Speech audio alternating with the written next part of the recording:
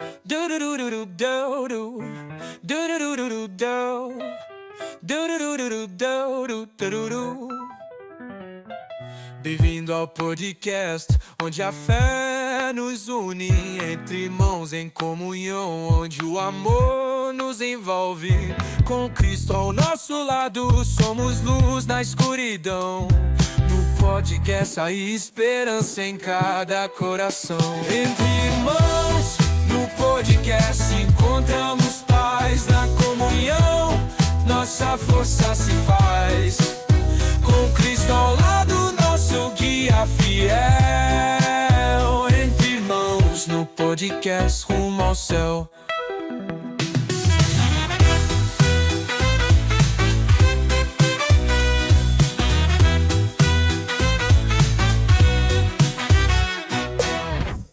Seja bem-vindo, seja bem-vinda para mais um podcast Entre Irmãos.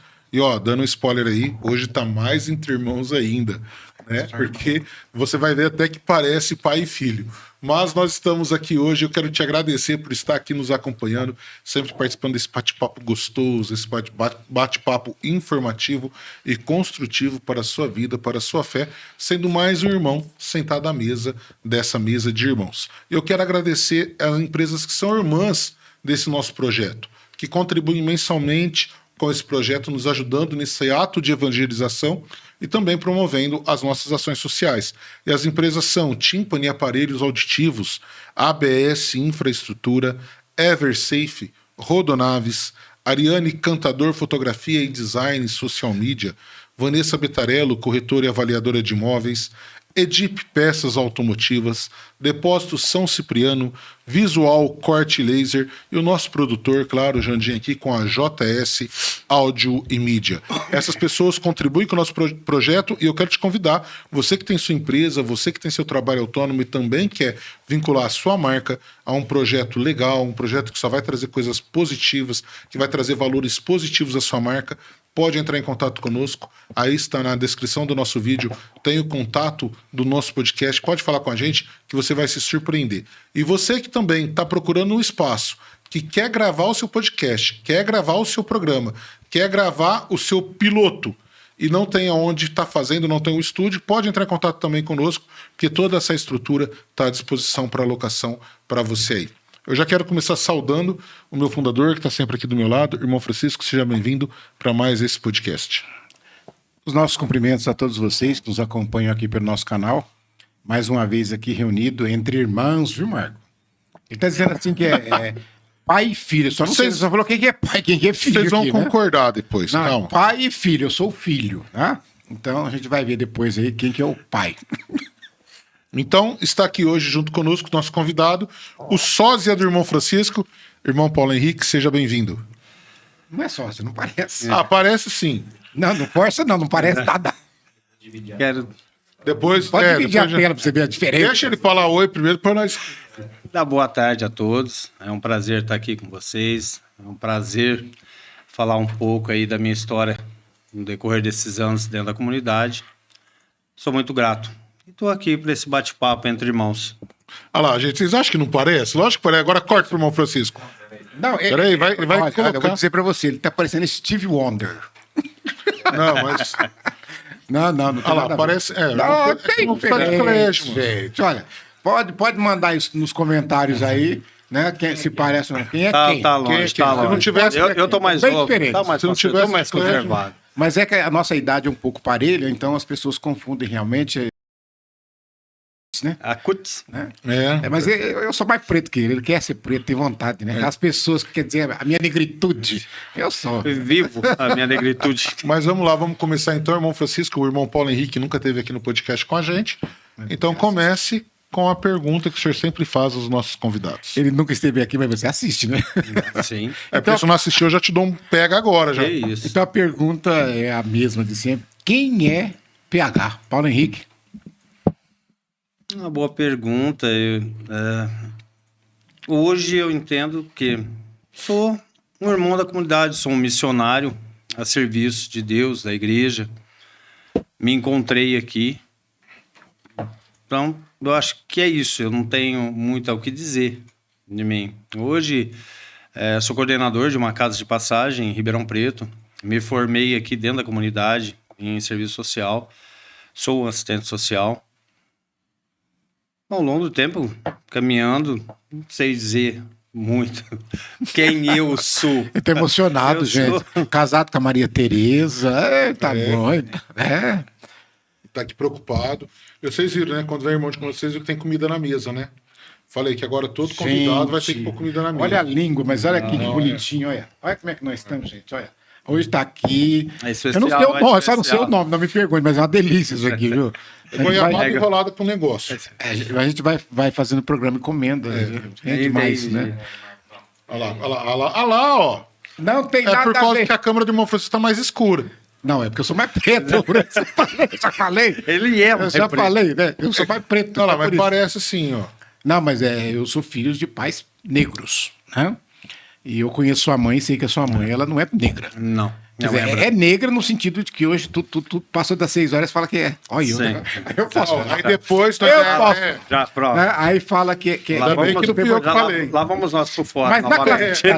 Lá vamos nós por fora novamente. Na classificação, tem aquela questão do pardo, Então hoje não. Hoje não se tem. Então é tudo... É branco, preto, branco, amarelo. Preto, né? Apesar que a gente se pergunta a cor... O correto é dizer preto, porque negro não é cor, negro é raça. A gente sempre fala isso na raça negra, então aí tem... Raça negra é aquele grupo de pagode, né? Não piora a situação. Mas não é? Não tem um grupo... Também tem um grupo de pagode. Então, mas você tá engraçadinho, né? Mas não, hoje eu tô mais à vontade. Eu perguntei pro Paulo quem é Paulo Henrique, né? Porque eu conheço o Paulo Henrique já há mais de décadas, né? Então... e pude acompanhar a chegada do Paulo Henrique na comunidade, né? Eu acho tão importante aquele momento, seja do acolhimento, né, de quem chega à nossa comunidade, principalmente para você que está fazendo, que fez, aliás, o encontro vocacional, que vai começar a caminhar na formação, etc. E aí não conhece ninguém, aí chega aqui, olha, parece que não foi bem recebido, como é que não é. Tem uns que vai embora, que nem ele, por exemplo, eu sei que ele ficou um tempo aqui, acho que ele não gostou muito, foi embora. Foi. Mas depois voltou para uma nova experiência e, graças a Deus, desta volta já tem mais de 10 anos, né? Já. A minha primeira experiência com a comunidade foi em 2011. Aí eu permaneci durante um ano, fiquei no Retiro Santa Paulina, com o nosso irmão José Siqueira, que me ajudou demais, ele que me orientou. Na época tinha, hoje já, o finado São Luís. Você é da época do São Luís? Sou da época do São Luís. Isso explica muita coisa. Sou da época do São Luís. Eu não vou falar mal disso, porque isso explica muita coisa. E aí fiquei até 2012, no final de 2012, ainda não tinha sentido o chamado, saí, eu tinha sentido assim, fiquei muito incomodado, mas não sabia o que era. Fui embora, fiquei um ano fora, 2013. Aí em março de 2014, para ser exato, dia 14 de março de 2014. Aniversário da cidade. E aí eu voltei. E voltou porque era feriado, aproveitou a festa. E nunca mais fui embora da comunidade, até hoje, com a graça de Deus, estou aí, firme, lutando, estou junto na obra. Nessa volta, aí você já ficou na casa-mãe? Não. Eu fui pro retiro. Fiquei um mês ou dois no retiro. E aí eu fui transferido para casa-mãe. E aí a minha caminhada foi ali junto com o senhor. Você coordenou muito tempo, né? A casa-mãe, né? Sim. Fiquei à frente da casa-mãe durante muitos anos. Porque eu cheguei, não entendia nada, estava ainda aprendendo muitas coisas. E como sempre na nossa comunidade, né? A gente aqui aprende fazendo. Então, não sabia, na época o coordenador abandonou, teve um problema lá. E aí o irmão Francisco disse assim, agora você está à frente da casa, você é coordenador. Eu falei, mas que jeito? Não, é assim, você aprende. E assim foi. Fiquei muitos anos na frente. Agora, eu só queria que você dissesse uma coisa para você que está nos vendo. Ele foi coordenado primeiramente, era uma casa de passagem, né? O irmão Paulo já trabalhou em residência inclusiva, já coordenou residência inclusiva, mas agora ele coordena novamente casa de passagem, né? E se a gente olhar para esses praticamente quase 15 anos, 2011 para 2025, são quase 15 anos, 14 e pouco,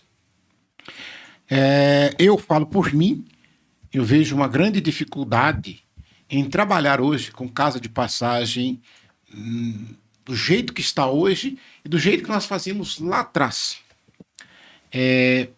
Digo isso porque parece que os problemas eram menores. O público é o mesmo. Tá? E também não se trata porque são municípios diferentes, não. Eu digo assim, porque, primeiro, a questão da estigmatização, são pessoas estigmatizadas. A pessoa está em situação de rua, ela já carrega esse estigma e pronto, acabou, não tem o que falar. Infelizmente, ela já vem Infelizmente, já vem rotulado, estigmatizado e etc. e tal. Mas nós temos um componente que a gente tinha 15 anos atrás, há 20 anos atrás, mas não era assim um percentual tão alto e nem um envolvimento tão grande, que é a questão do uso de entorpecentes por parte dessas populações em situação de rua, do envolvimento com o alcoolismo. Eu acho que isso... E vou dizer uma coisa aí, sim, se quiser me fazer o que quiser, pode falar. Não sou contra os auxílios, os benefícios que as pessoas têm, que são direitos, e a gente tem que lutar por direitos. Agora, não tinha. Hoje eu vejo, sim, teve um aumento significante em toda essa população no uso, tá, de droga, de SPA, tá, hoje, como a gente qualifica. Não tinha tantos, realmente, esse benefício ajuda por um lado, mas eu vejo que hoje a falta de fiscalização, até mesmo de como é feita essa distribuição de renda. Essa transferência de renda hoje, ela está mais para o mal do que para bem. Ela tem mais atrapalhado do que ajudado a pessoa em situação de rua.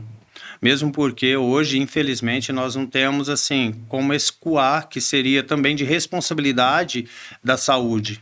E a saúde, ela não tem esse respaldo, e também a demanda sobre o SUS é muito grande. Então, deveria ter de cima para baixo da esfera, eu digo, União, Estado, município, e se criar alguma coisa para que, associado, nós, ou assim, que nós falamos, um atendimento híbrido, tá? A assistência social, juntamente com a saúde, nós conseguiríamos dar grandes passos. Mas eu vejo isso hoje, e a gente vê que a sociedade, ela investe muito na desconstrução da família.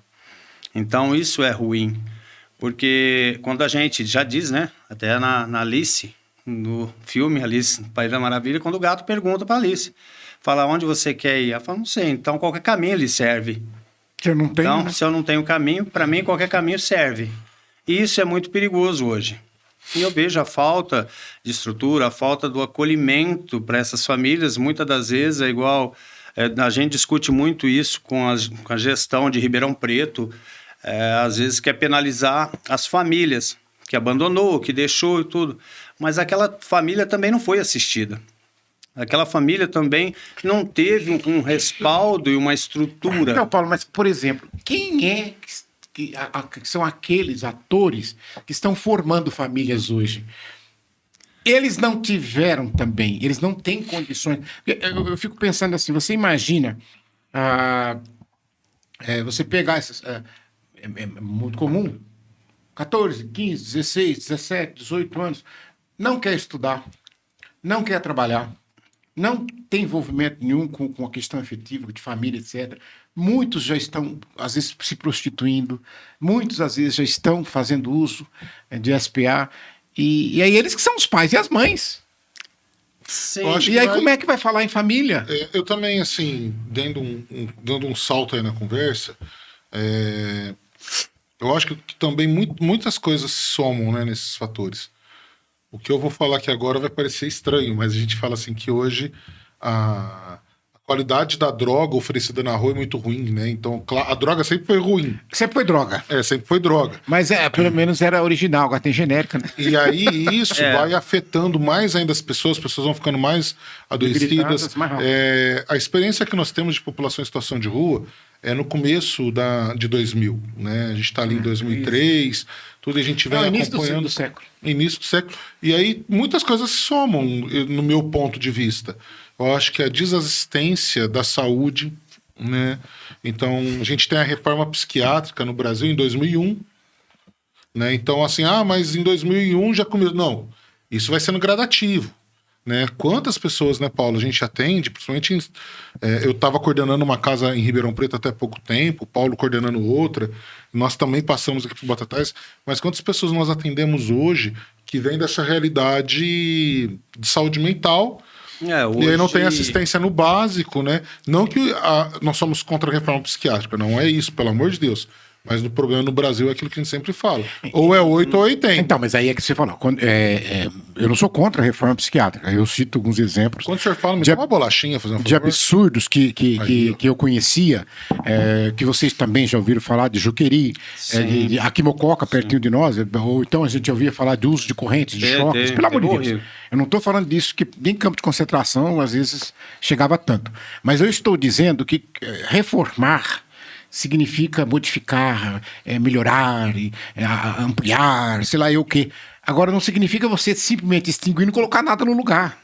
Porque é muito simples. Ficou órfão. Por exemplo, o pessoal ficou órfão. Você quer ver uma coisa? Abandono. Nós sabemos que existe um movimento muito grande contrário às comunidades terapêuticas. Sim. Então aí de repente vem um iluminado lá de Brasília e diz assim, acaba, fecha tudo, proibido. Sim. Tudo bem, acabou, mas o que você pôs no lugar? Então de repente... Deixa vazio. Então, de repente, hoje, eu sei que eu estou falando aqui porque nós da comunidade vivemos essa situação com acolhidos nossos, mas você que está em casa, e agora já não estou nem falando de pessoa em situação de rua, nem pessoa que faz uso de SPA. Eu estou falando, muitas famílias que podem estar nos vendo agora têm o problema instalado em casa, no seio da família, e não sabe o que fazer. Porque, às vezes, é uma pessoa que ela não pode ficar sozinha. Ela depende. Sim. E não é porque ela depende a questão somente física, não. Às vezes nem não tem problema físico.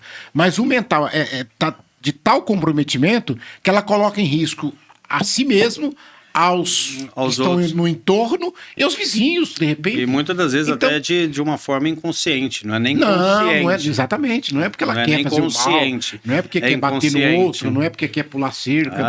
Eu acho que essa é a somatória de valores. É uma droga que continua sendo droga, mas está muito ruim, afetando muito a saúde das pessoas. É uma questão da saúde mental muito grave. Hoje eu começo a olhar as casas de passagem, é muito claro ali pessoas que têm TDAH, que têm hiperatividade, que têm TOD, e que não foi tratado, porque simplesmente se desconstruiu. E eu não estou falando que isso tudo é culpa da reforma, mas a saúde no Brasil enquanto um todo, em especial a saúde mental, né? Nós estamos aí em setembro, né, onde fala do bem-estar da saúde mental. Ela ainda está muito aquém da assistência que ela precisa. Sim. Então é muito comum nas nossas casas de passagem a gente acolher pessoas com hiperatividade, com transtorno opositor desafiador, com TEA. E aí essas pessoas não tendo a assistência, acaba procurando as ruas, acaba se envolvendo com drogas, aí se torna muito mais grave. E também tem as questões sociais, que a gente também não vamos fechar o olho. E tem as questões sociais. Cada vez mais o Brasil se torna um país desigual, cada vez mais eles querem suprir com alguns auxílios que, como o irmão Francisco disse, devem ser feitos, mas não da forma que é feito, indiscriminadamente.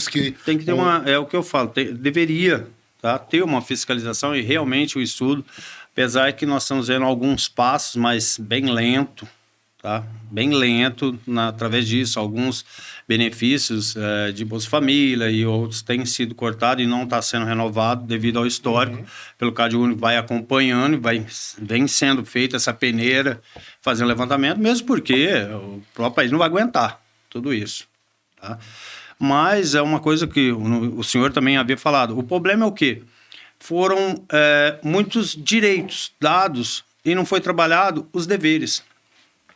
Porque nós temos que casar isso. A nossa Constituição diz isso.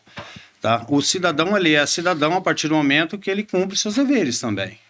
Então, aí, ele tem seus direitos garantidos. É isso, pelo menos, que diz a Constituição. Então, muitas das vezes, se você pergunta para a pessoa, ela sabe todos os seus direitos, mas nenhum dos seus deveres. E isso começa a distanciar cada vez mais também.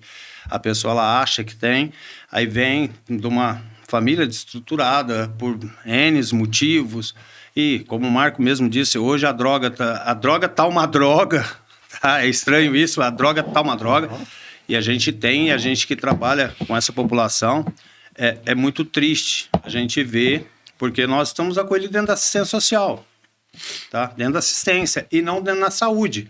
Então, nós somos limitados. E muitas das vezes nós damos o quê? Aquele atendimento paliativo Porque a tem esse muita demanda usuário. de saúde. Então, mas- Porque a demanda é saúde. Mas porque ele já se veio, nós ele veio olharmos- sequelado já. Se nós, se nós pra olharmos, onde ir. não é só casa de passagem, mas qualquer serviço que nós temos, talvez o Casalar não, mas pelo menos os outros todos, residência inclusiva, é ILPI, é casa de passagem, qual o contato que nós temos com assistência social? É claro, as prestações de conta, os termos, os chamamentos públicos, a gente participa e tal, e algumas reuniões, uma equipe de monitoria, avaliação e tal. Parou. Com a saúde é todo dia. Com a saúde é todo dia. Eu tenho gente na UPA, eu tenho gente na UBS, eu tenho gente internado, eu tenho gente caçando vaga, eu tenho gente na fila. Então, ou seja, é aquilo que falou. E esses problemas que são da área da saúde estão todos aqui. Dentro da assistência. É uma situação reprimida, né? É uma situação, não tem um diálogo, uma combinação, falar, olha, é aqui, tá? Nós iniciamos aqui, a assistência social vai até aqui.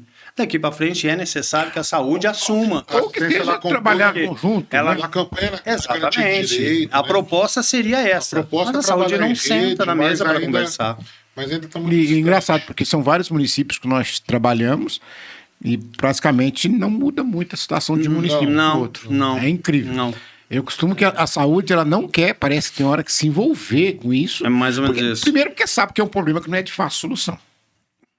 Eu costumo dizer assim, nós que estamos trabalhando aqui, não que a gente seja insensível, mas nós sabemos e temos consciência de que nós não vamos erradicar, acabar com as pessoas em situação de rua. Isso não vai acabar. não vai Não vou sair acontecer. matando os outros por aí, porque elas são livres e muitos não aceitam e vão continuar ali.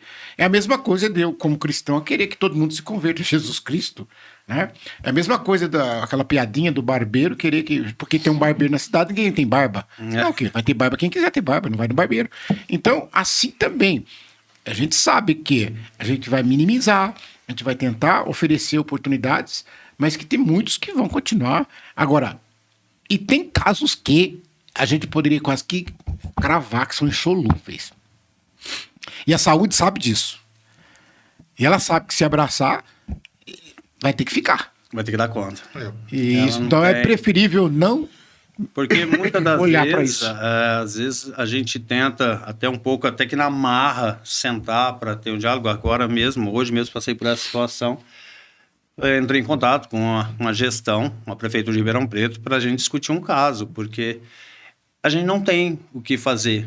A gente fica amarrado e a assistência não tem resposta para isso. E ela também não tem o que fazer, porque a demanda é da saúde e a saúde também não nos dá uma resposta.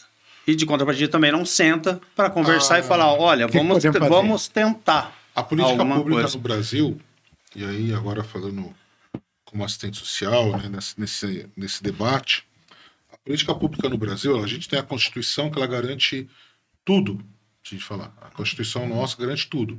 Só que a política pública ela não consegue acompanhar a Constituição. Então, se a gente partir para o lado do acolhimento, que a assistência social faz, todo acolhimento é provisório. Nenhum acolhimento é permanente. Sim. Mas nós estamos nessa área. Eu estou há 18 anos, o Paulo há 11, o senhor está há mais de 30 anos na área da assistência. Eu estaria exagerando se eu falar que tem pessoas que não adianta, ela vai precisar ficar no acolhimento o resto da vida? Mas é claro, gente. Agora, eu tenho que entender que para aquela pessoa não existe outra alternativa que não seja o acolhimento. Agora, existe uma Você entendeu? previsibilidade na política pública para isso? Não. Não. E outra coisa, que eu acho mais grave ainda, que é as pessoas esquecerem que as coisas evoluem. As coisas evoluem. Então, o triste é quando a gente vê caso que estava aqui no início, na infância e adolescência, que poderia ter sido resolvido, não foi resolvido. Evoluiu. Passou 18 anos, chegou 18 anos, a pessoa deixou de ser público daqui e passou a ser público de casa de passagem. Quer dizer, ela sai e vai para uma casa de passagem. Ou para uma residência inclusiva, dependendo do seu grau de comprometimento. Então, e aí ela vai ficar ali e também não se resolve. E ela vai chegar aos 60 anos, ela vai ter que sair dali e vai para um ILPI. Ela vai ficar idosa. Aí sim ela está condenada, Porque aí você Institucionalizado, passou a vida toda passou a vida institucionalizada. inteira institucionalizada, ela não consegue mais não ser institucionalizada. Não se conseguiu sucesso nenhum, e às vezes porque não tem como mesmo. Às vezes você tem aquele caso que o pai morreu, a mãe morreu, não tinha irmão, não tinha avô, não tinha avó, não Tem tinha uma ninguém. limitação que não consegue Tem uma trabalhar limitação, por tá conta, numa cadeira de roda, tem problema mental. E como é que você vai pôr essa pessoa quer que ela volta? Não vai voltar. Então, infelizmente. Ou o mesmo caso do idoso. Você pega o idoso, ele tá com 70 e poucos anos, não tem filho, foi solteiro, os irmãos todos morreram, o pai morreu, a mãe morreu, e ele não se vira sozinho.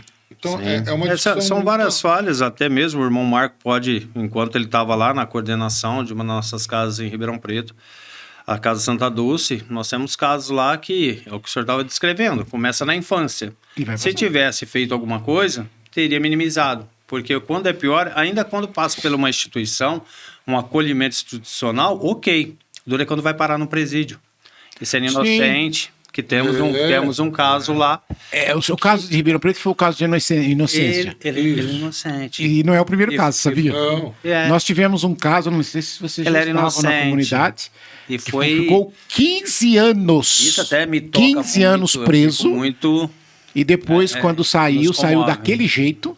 Se comove Saiu daquele muito. jeito totalmente comprometido. Porque eu acho que a revolta interior dele, porque eles no interior dele sabia que ele não era culpado. E muito ninguém difícil. dava voz pra ele. Esse é muito Ninguém escutava, ninguém. Não, você é joga louco, lá, você não sei o quê. joga a não. chave fora e lá ele fica. E aí, depois, quando ele saiu, veio parar na comunidade. E aí nós conversando, trabalhando. Conseguimos puxar o fio da meada dos parentes, que nem ele sabia me explicar, porque ele já estava comprometido também, por causa, acho que, da revolta. Os remédios Muitas coisas. doidos. Sim, Remédio muitas doido. coisas.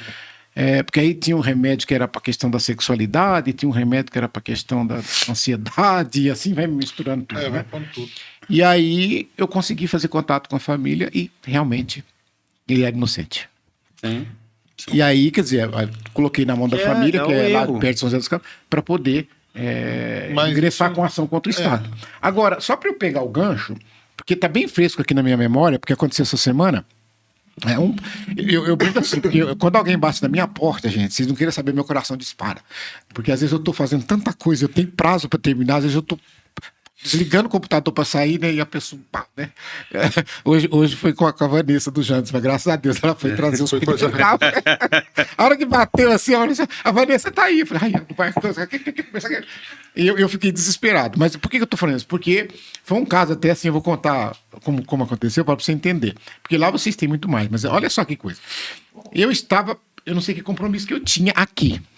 Reunião com a Maria Tereza sobre auditorias na comunidade, né? A comunidade vai fazer auditoria externa pelo volume de trabalho que faz, né? E aí o pessoal da equipe de auditoria estava aqui. A reunião estava marcada 2 horas. Eu olhei no relógio, era 10:50, só para você ter uma ideia, eu estava do outro lado da cidade, são 10 quilômetros praticamente.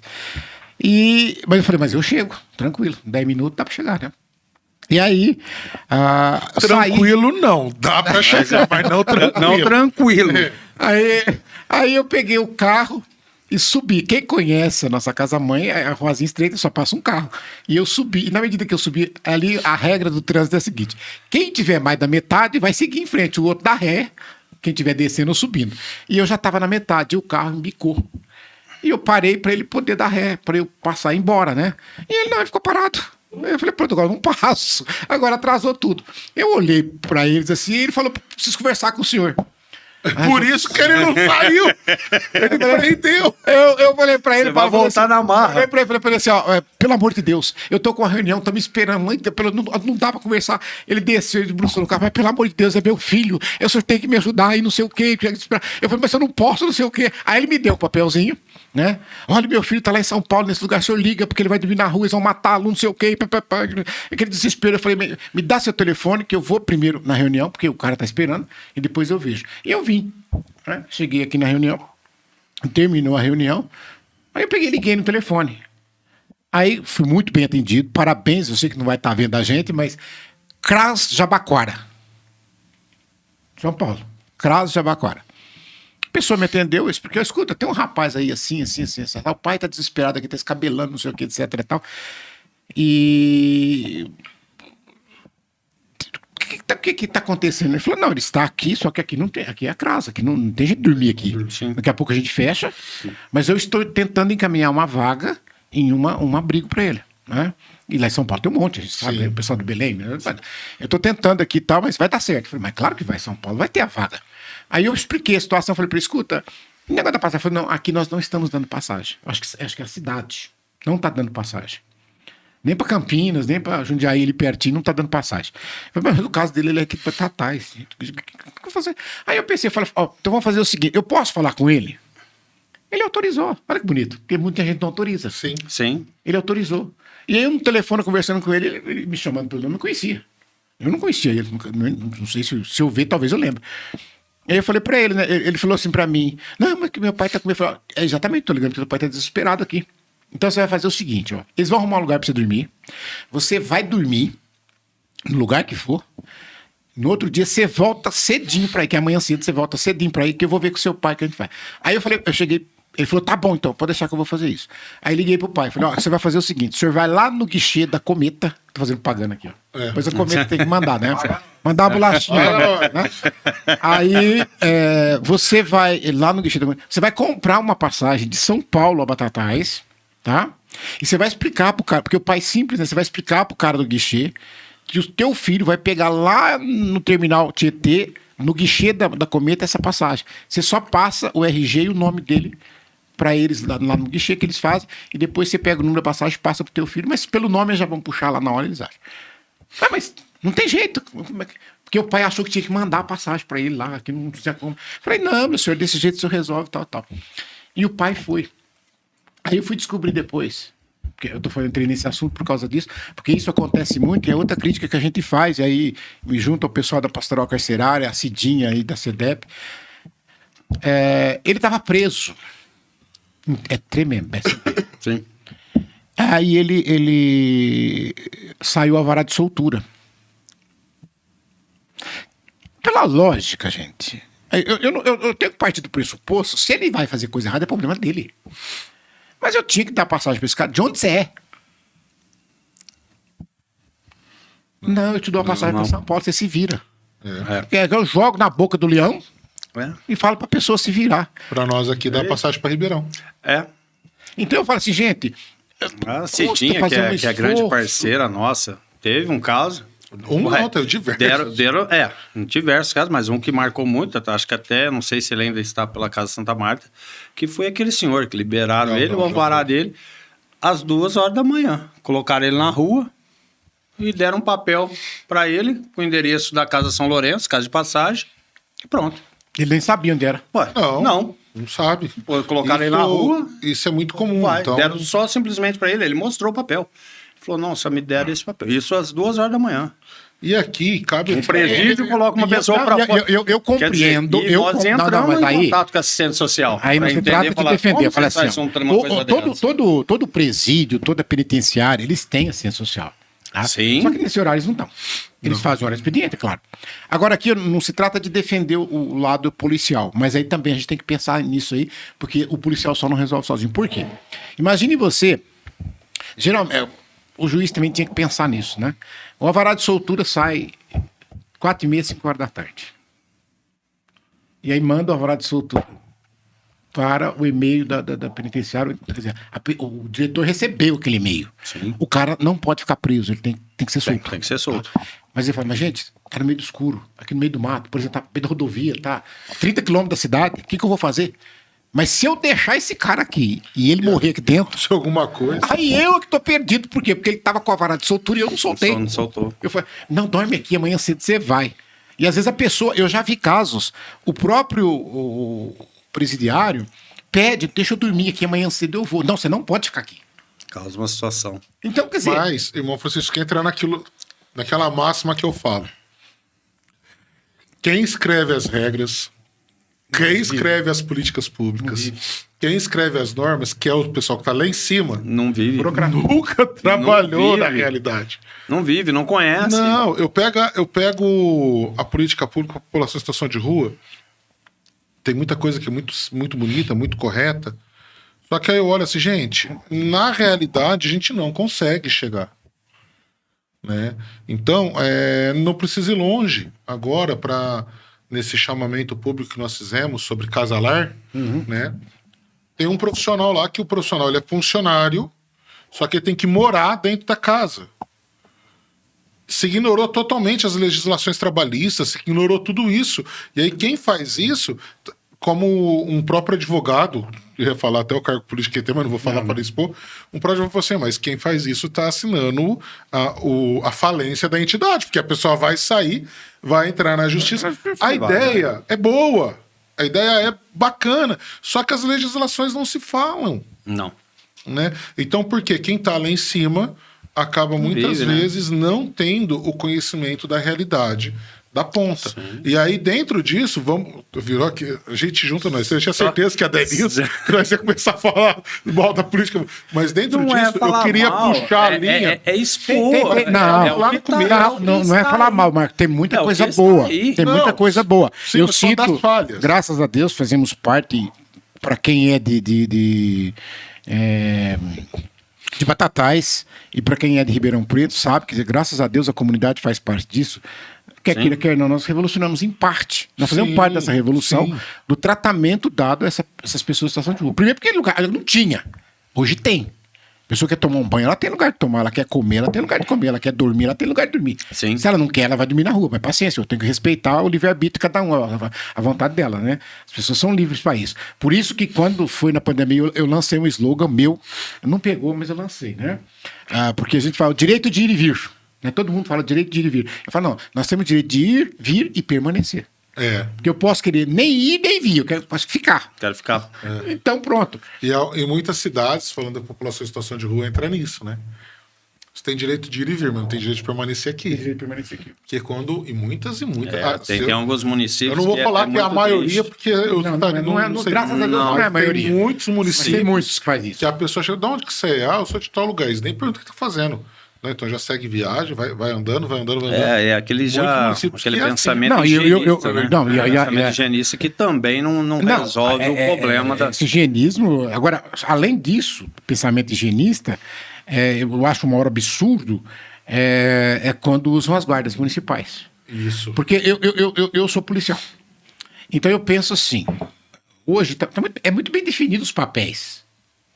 Mas eles fazem questão de querer misturar as bolas. Mas vamos supor, a polícia judiciária, que é a polícia civil, está aí com seu papel de investigação, etc. Tal, ela não é ostensiva, etc. Mas aqui no Brasil eles metem uniforme, tudo. É umas coisas que não. É um agente secreto português. Agente secreto português. Né? Aí depois vamos pegar, no caso, a polícia militar também tem seu papel. Aí sim, ostensivo, que é para prevenir. O papel de investigar e de ir atrás do criminoso não é da Polícia Militar. A Polícia Militar tem que impedir que aconteça. Então é por isso que ela está ali fardada, para todo mundo ver, e etc., caracterizada. E as guardas municipais, quando foi feito na Constituição, é muito claro o papel. Quer dizer, primeiro a guarda dos próprios municipais, que sejam as autoridades municipais, a travessia de escolares, a questão do trânsito, tem tantas coisas que tem para fazer. No município. Né? No município. Mas, quer dizer, criou-se um pensamento que as guardas não podem ser guardas, as guardas devem ser polícias. E aí até surgiu a expressão, existe a ação, polícia municipal, que existe a ação no Supremo Tribunal Federal, porque... Quando se colocou polícia municipal. Então, quer dizer, deram a ela um poder de polícia que a legislação está aí batendo cabeça. E o risco qual que é? Quando eu tenho uma polícia estadual que é força auxiliar do exército e que é ligada ao governador, então, quer dizer, existe uma autoridade, existe todo um sistema de... Agora, aí você pega, primeiro, aí você fala, não, vai ter que ser polícia municipal. Primeiro que tem um monte de município que não tem condição de pagar. Não teria condição de ter, que aliás tem um monte de município. Não tem.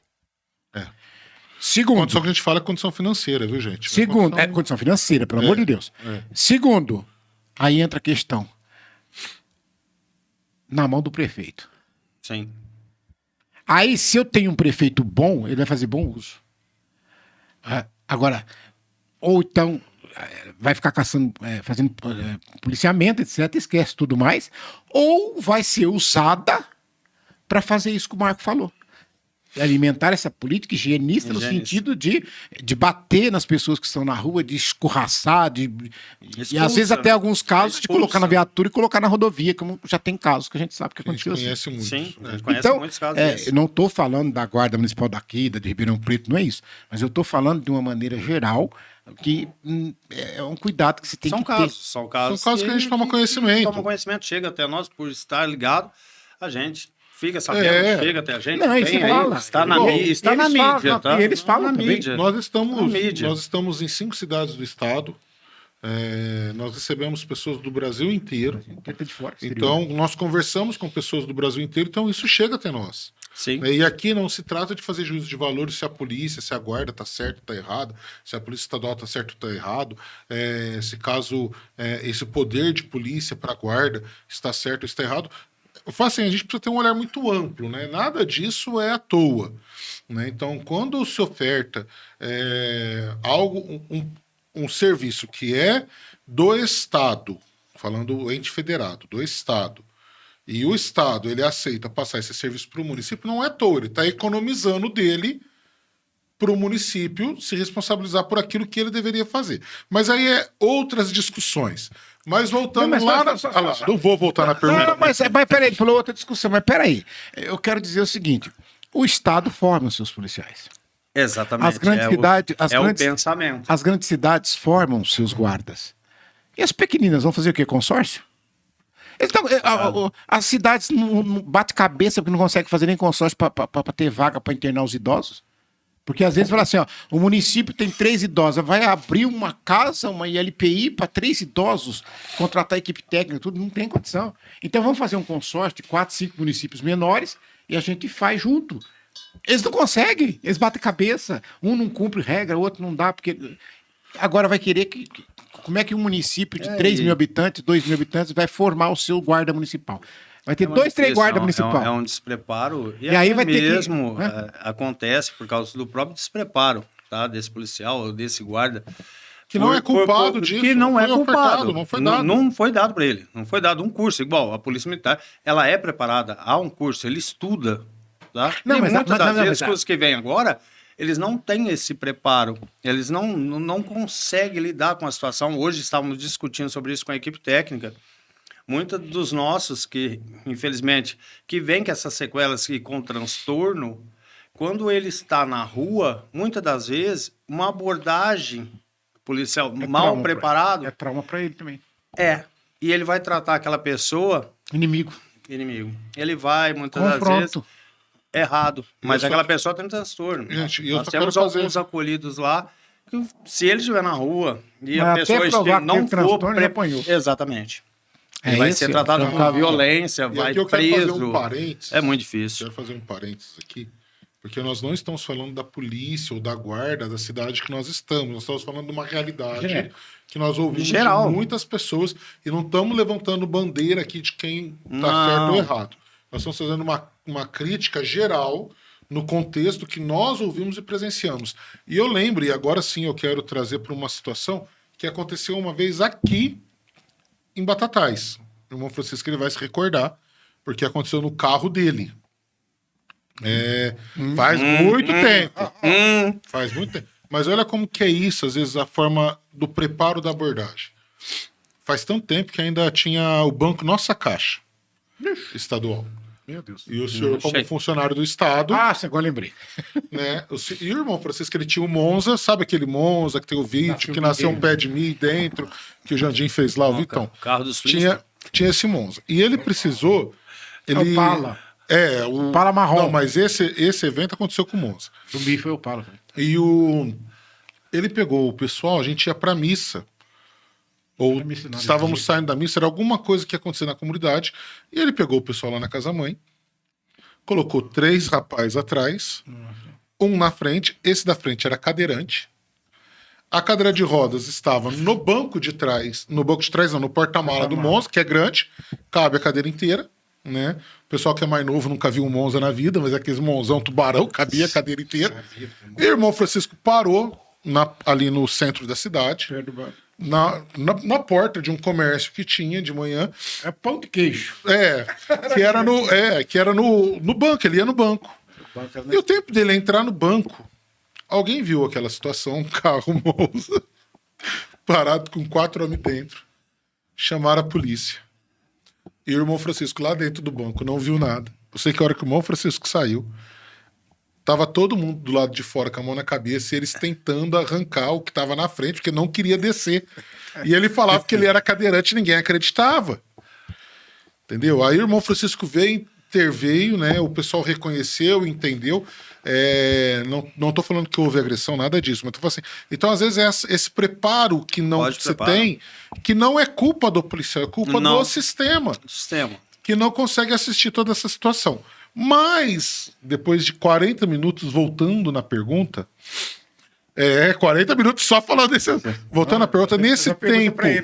Nesse tempo que você estava, que você passou pela casa-mãe, como casa de passagem, coordenando, nesses 10 anos, para agora, qual que é a principal perfil, a mudança de perfil da população em situação de rua que você enxerga? Nesses 10 anos, é um período curto. Mas você enxerga uma mudança? Qual a principal mudança? O que você vê?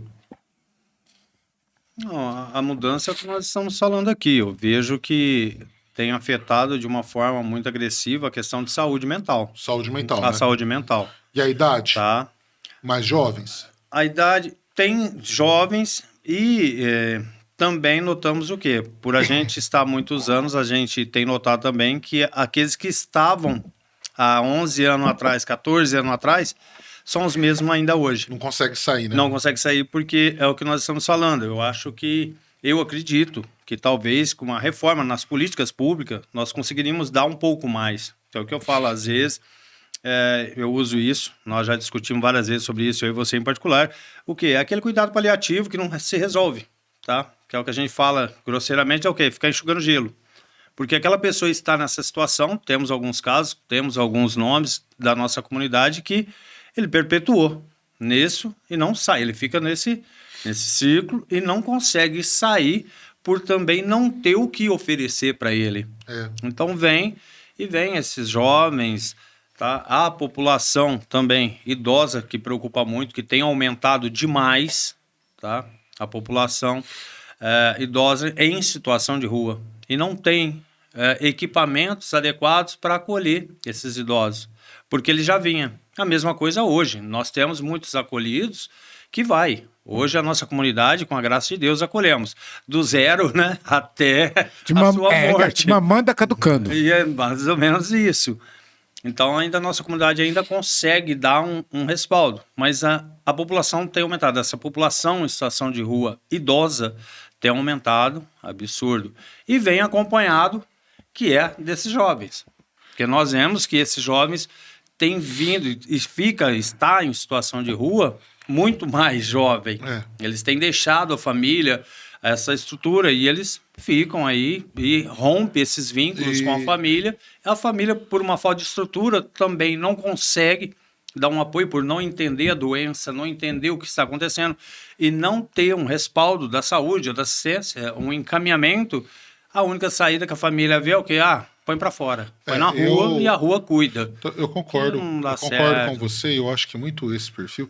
Você que está nos acompanhando, que porventura também trabalha com esse público, pode comentar aí embaixo.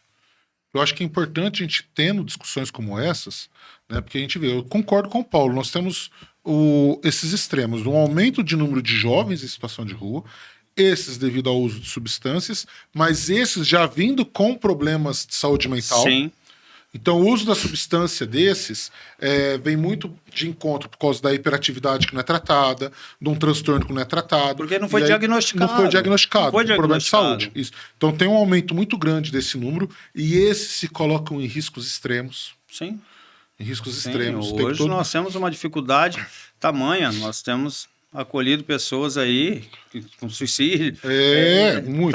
E de contrapartida, do outro lado, nós temos uma população idosa nas ruas muito grande. Sim. Sem ter para onde ele está indo. Sim. Que isso acompanha, sim, a geografia do Brasil, isso acompanha aquilo que nós vemos nas pesquisas nacional, onde o número de idosos aumenta e aumenta também na rua. Então nós temos essas duas hoje as características, e aqui eu me coloco também na resposta que eu perguntei para o Paulo, dessas duas principais mudanças. Hoje nós temos isso em 10 anos. Apenas 10 anos que nós estamos avaliando. Se a gente esticar isso vai se tornar... É um tempo muito curto. É curto. Mas isso vai se tornar cada vez... Então, assim, o número de pessoas com problema de saúde mental nas ruas aumentou demais. Dobrou. E o número de idosos está aumentando demais. Tá? Então, isso são duas coisas que a gente encontra porque muito. Não tem. Aí entra a parte de regulamentação, legislação e isso, aquilo, mas por pessoas que realmente elas nunca estiveram à frente de um serviço. Elas não entendem o que é. A legislação fala que o idoso, independente da situação que está, o idoso em situação de vulnerabilidade só pode ser acolhido em LPI, não pode ser acolhido em casa de passagem. Exatamente. Agora me mostra uma LPI que tem vaga. Não é só a LPI que tem vaga, mas uma LPI que vai saber tratar com esse público. Exato. Tem situação de rua. Porque tem uma coisa é o idoso. Uma coisa é o idoso que simplesmente ficou com a idade. Sim. Agora, outra coisa é o idoso que, além da idade, além das comorbidades próprias da idade, traz consigo esse rastro de sem vínculo familiar algum, traz esse rastro, às vezes, problemas, comprometimentos mentais, de vícios, seja do cigarro, seja da bebida alcoólica. E aí, como é que você trabalha tudo isso? Então, é tudo muito complicado. Mas pode descontrair um pouquinho, Paulo? Que tipo que você torce? Você não falou? Eu sou São Paulino. A São Paulino, parabéns. Parabéns aos São Paulinos aí. São Paulino. Você é Corinthians também, né? 2 corintianos. Pô, e daí, graças a Deus. Que beleza. Qual que é o problema? Não, nenhum. Tá tudo bem, tá tudo bem. Graças a Deus. Tá tudo bem? Eu ia fazer uma piada, mas eu ia ser cancelado de novo. Nós ia parar no fórum de novo. Outra vez. E não ia dar certo. Mas, ô Paulo, mas assim, a gente tava brincando no começo sobre você parecer o irmão Francisco. E ele estava aqui brincando que não. Mas eu quero que você conte aí um pouco as histórias inusitadas. Porque o pessoal confunde. Não adianta falar que não confunde. Tem. Confunde sim. Para de falar que não, que confunde. Tem um. Quantas vezes lá em Ribeirão? Olha lá, de novo. Vocês estão me confundindo. Não, lá em Ribeirão, que a gente chegava nas reuniões, eu tava em Ribeirão há 5 anos, em tudo quanto é reunião. Aí o povo me olhava de longe e só falava oi e andava. Eu comecei nas reuniões com o Paulo, o povo vinha até nós. Oi, o senhor tá bom? Eles não sabem quem eu sei, não. São importantes. Como que é o negócio? A história que mais, assim, ficou, que me marcou nessa questão aí foi, nós estávamos no seminário, nós estávamos lá na campanha da fraternidade. E, em determinado momento, nós estávamos no momento do café, do intervalo, tá? E um padre chegou para conversar comigo, só que não era comigo que ele estava conversando.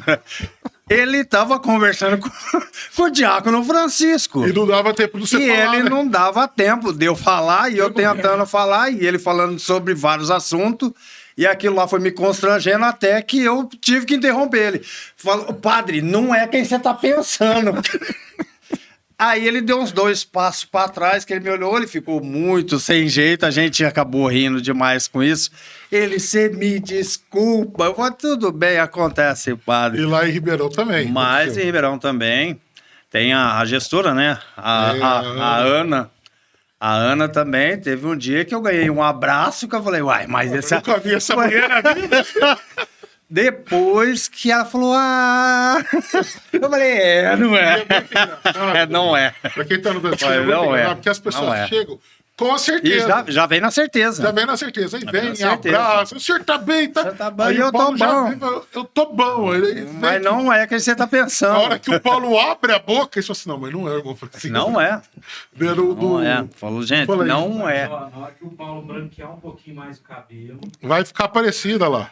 Não, é na hora. Vai sim, ela. Eu pintar o meu, porque ele já pinta o dele, né? Isso, por isso que pintei cabelo. Paulo, sou muito mais novo que você, que isso, imagina. Pronto, vai começar. Gente, o Paulo, quem não sabe, eu queria que você também falasse, apesar que você vai falar que é mentira, só que você sabe que mentir é pecado. Sim. Né? Uma vez eu fui viajar com o Paulo e com a Tereza, junto com a minha esposa, para Porto Seguro. E, irmão, eu vou contar a história, a cara dele ganhando. Cuidado, você vai falar. Não, vou falar para ele falar. E o Paulo, ele na sua vida, ele já foi dançarino. E aí, Jandim? É mentira? Não é mentira, não. Não é mentira. É mentira. Nós estávamos lá em Porto Seguro, quem já foi, conhece lá, né? Tem as praias dos bares lá.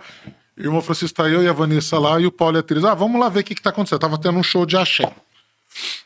Mas E aí, Axé. não, vai escutando. Tem o palco, lá o povão, tudo. Lá no. Foi no Tô à Toa, Paulo? Tô à toa. Lá, tá vendo que é verdade? Então ele confirmou. Pronto, já fiz isso. Foi lá no Tô à Toa. E eu e a Vanessa ficou na praia e os dois foram lá. Aí, não, quem quer vir dançar aqui? Vamos fazer uma disputa de dança, vem cá dançar, vem cá dançar. Aí, de repente, começou a escutar, falou assim, e você? Ó, o jacaré tá aqui, o jacaré tá aqui. E eu e a Vanessa lá ouvindo de longe, aí depois ele falou assim, de onde você é, jacaré? Aí só escutei, Batatais. Eu falei assim, Nesse, eu acho que eu ouvi Batatais. Aí eu falei assim, não, amor, você tá ouvindo muito. E aí começou disputa da dança do Creu. Eu fui chantageado com esse vídeo. Até Da que dança do Creu, sumiu. ô Jardim. Sabe, você lembra Fui do Creu? chantageado pelo irmão Marco. Eu tinha esse vídeo, irmão. céu. Meu celular queimou, eu perdi o vídeo. Mas eu tinha o vídeo que foi Praga dele, transmitido. que queimou. Foi transmitido. O jacaré de Batatais dançando Creu na velocidade 5. Jacaré. Foi, velho. Ah, quando o Porque jacaré na do El época Chan. que tinha o jacaré do El Chan. Lembra daquela banda, El Chan? Você parece com ele? Cara, não, é porque preto é o que nós falou. Tudo igual. Tudo é igual. Põe tudo mesmo balaio e fica isso por isso. Mas não foi aí, realmente aconteceu. Mas você dançou? Por causa da Dançou Tereza. no palco? Dancei. No palco, Tá certo, irmão filmado. Francisco, eu não queria ir, mas a Eu não Tereza... queria ir. Maria A Tereza, Tereza- como é que você me faz uma coisa dessa? Foi Pelo amor de Deus. a culpa foi dela. Como é que porque faz uma coisa ela dessa e não queria- guarda o vídeo? Ela queria ir lá pra ver. E eu fui acompanhar ela pra ver. E quando chegou lá, tava aquela multidão, todo mundo dançando, e ela tentando fazer uns passinhos. E, infelizmente, Aí ele começou a soltar a Aí franga. começou a ensinar. Começou a E soltar a franga. lá realmente, atrás. infelizmente, realmente, eu dançava muito, já fui daqueles Pé de b-boy. vaca.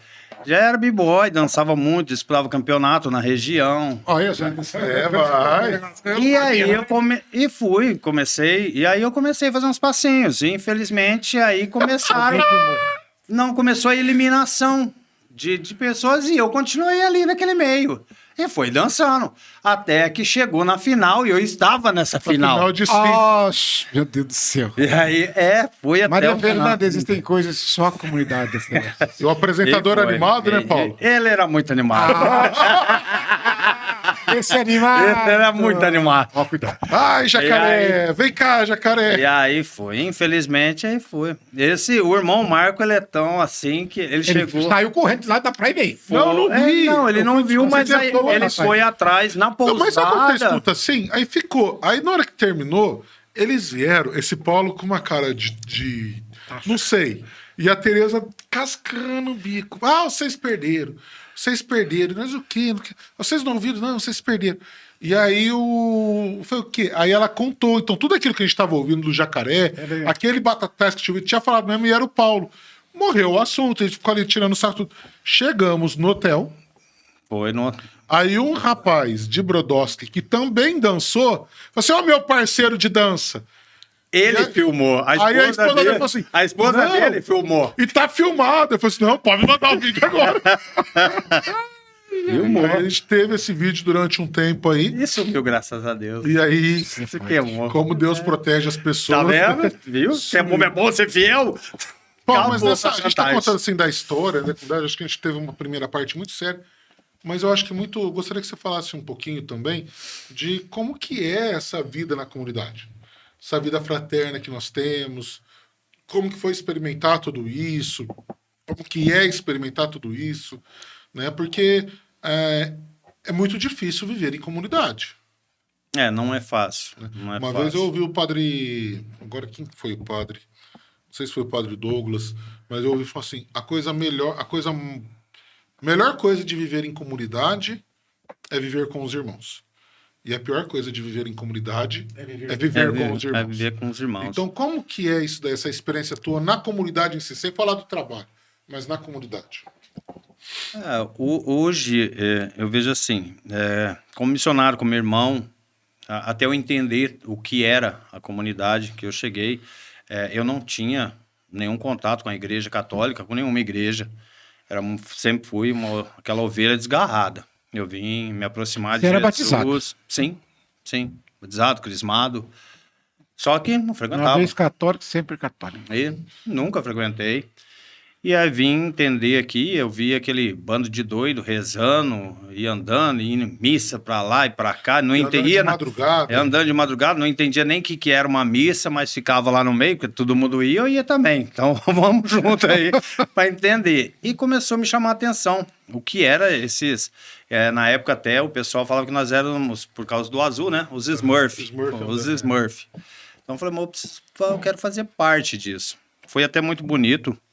Foi num dia que era o dia do Senhor, na paróquia Santa Rita. Teve a exposição do Santíssimo, que era um horário nosso, que nós temos, que tem um horário, que é a comunidade, que é a comunidade que ela ia conduzir a oração. E eu nunca tinha tido essa experiência, também não conhecia muito já começar, mas eu já tinha feito a minha entrega. E ali foi o divisor de água. Eu tive uma experiência com Jesus exposto ali. Eu tive uma presença incrível e dali para frente a minha vida mudou. E foi ali que eu entendi o que era o meu chamado e viver em comunidade. Tenho alguns irmãos, fala que eu tenho um gênio muito difícil, mas não é. Eu, por ter ficado muito tempo... Eu fiquei... Mas o culpado disso é o irmão Francisco. Tudo! Ele que fundou a comunidade, ele é culpado de tudo isso. Tanto porque vocês acham que é só amor, não é só amor, não. Eu e o irmão Francisco, a gente já discutiu demais. A gente já ficou de mal. A gente já ficou 30 dias sem se falar um com o outro. Na mesma casa. O Paulo, ele consegue ganhar de mim. O Paulo consegue ganhar de mim, brigar com o irmão Francisco. Sim. E por quê? Ele me ensinou o que é o correto, tá? E que tudo na vida existe regra. Só que é igual eu e o irmão Marco, a gente fala muito, né? O irmão Francisco, ele não é pai, ele é mãe. Então é complicado. A mesma regra que ele criou é a regra que ele quebra e quer que a gente entenda isso. E era uma confusão desgraçada, porque a gente não consegue entender. Ou cumpre a regra ou descumpre a regra. Você fica sempre nesse meio. Mas vivo bem com os irmãos, amo muito, odeio também em alguns momentos, dá vontade de matar. Que é o que a gente falou. É muito difícil, porque a gente tem que ir toreando e colocando esse irmão no caminho. Ajudo aqueles que posso, aconselho todos aqueles que posso. Às vezes, meu telefone toca de madrugada para ajudar pessoas e irmãos que estão aí, de repente, perdidos. Sempre, é o que eu disse, eu tenho uma promessa com Deus, tá? Eu tenho uma promessa com Deus que, da mesma forma que eu fui ajudado, eu não posso negar isso. E é de graça, porque eu recebi de graça. A comunidade, ela nunca... cobrou um centavo de mim, nada. Apenas a entrega a Jesus e uma fé verdadeira. Foi o preço que eu paguei. E não me arrependo até hoje. Então eu também passo a isso à frente para os irmãos. Hoje, devido aí o crescimento da comunidade, que ela cresceu de uma forma absurda, né? Em poucos anos, de repente, deu um boom que ninguém entende. A gente então não tem mais tanto contato com todos os irmãos. Mas a minha relação é boa. Fiz grandes amigos, assim, de frequentar casa. Sou o padrinho da sua filha, tá? Que é o irmão que eu tenho mais contato. Não, realmente, é bem grande, né? Muito contato. Tem espaço. Tá sobrando contato. Tá sobrando contato aí. Ué, como é que chama lá o juiz de futebol? Ela pode isso. Aí contato. Arnaldo, pode isso, Arnaldo. Não foi nada. Mas falando um pouco disso, que eu vejo assim, que eu admiro muito no Paulo enquanto irmão da comunidade, cada irmão tem uma característica muito própria, né? Eu sou aquele mais seco, né? Eu sou um irmão mais seco, mais turrão. E o Paulo, ele se envolve absurdamente, né, irmão? Quando alguém tá assim, precisando, então, de pegar, igual o Paulo falou, de madrugada, fulano de tal recaiu, tá caído na praça, em tal lugar, precisa pegar ele, levar em outro lugar. O Paulo, ele sai de casa, vai, pega, né? Então, isso eu admiro muito também. E nesses resgates, que a gente pode dizer, você enfrentou algum perrengue alguma vez, alguma coisa arriscada? Ou então, tipo assim, foi muito deu mais difícil? trabalho?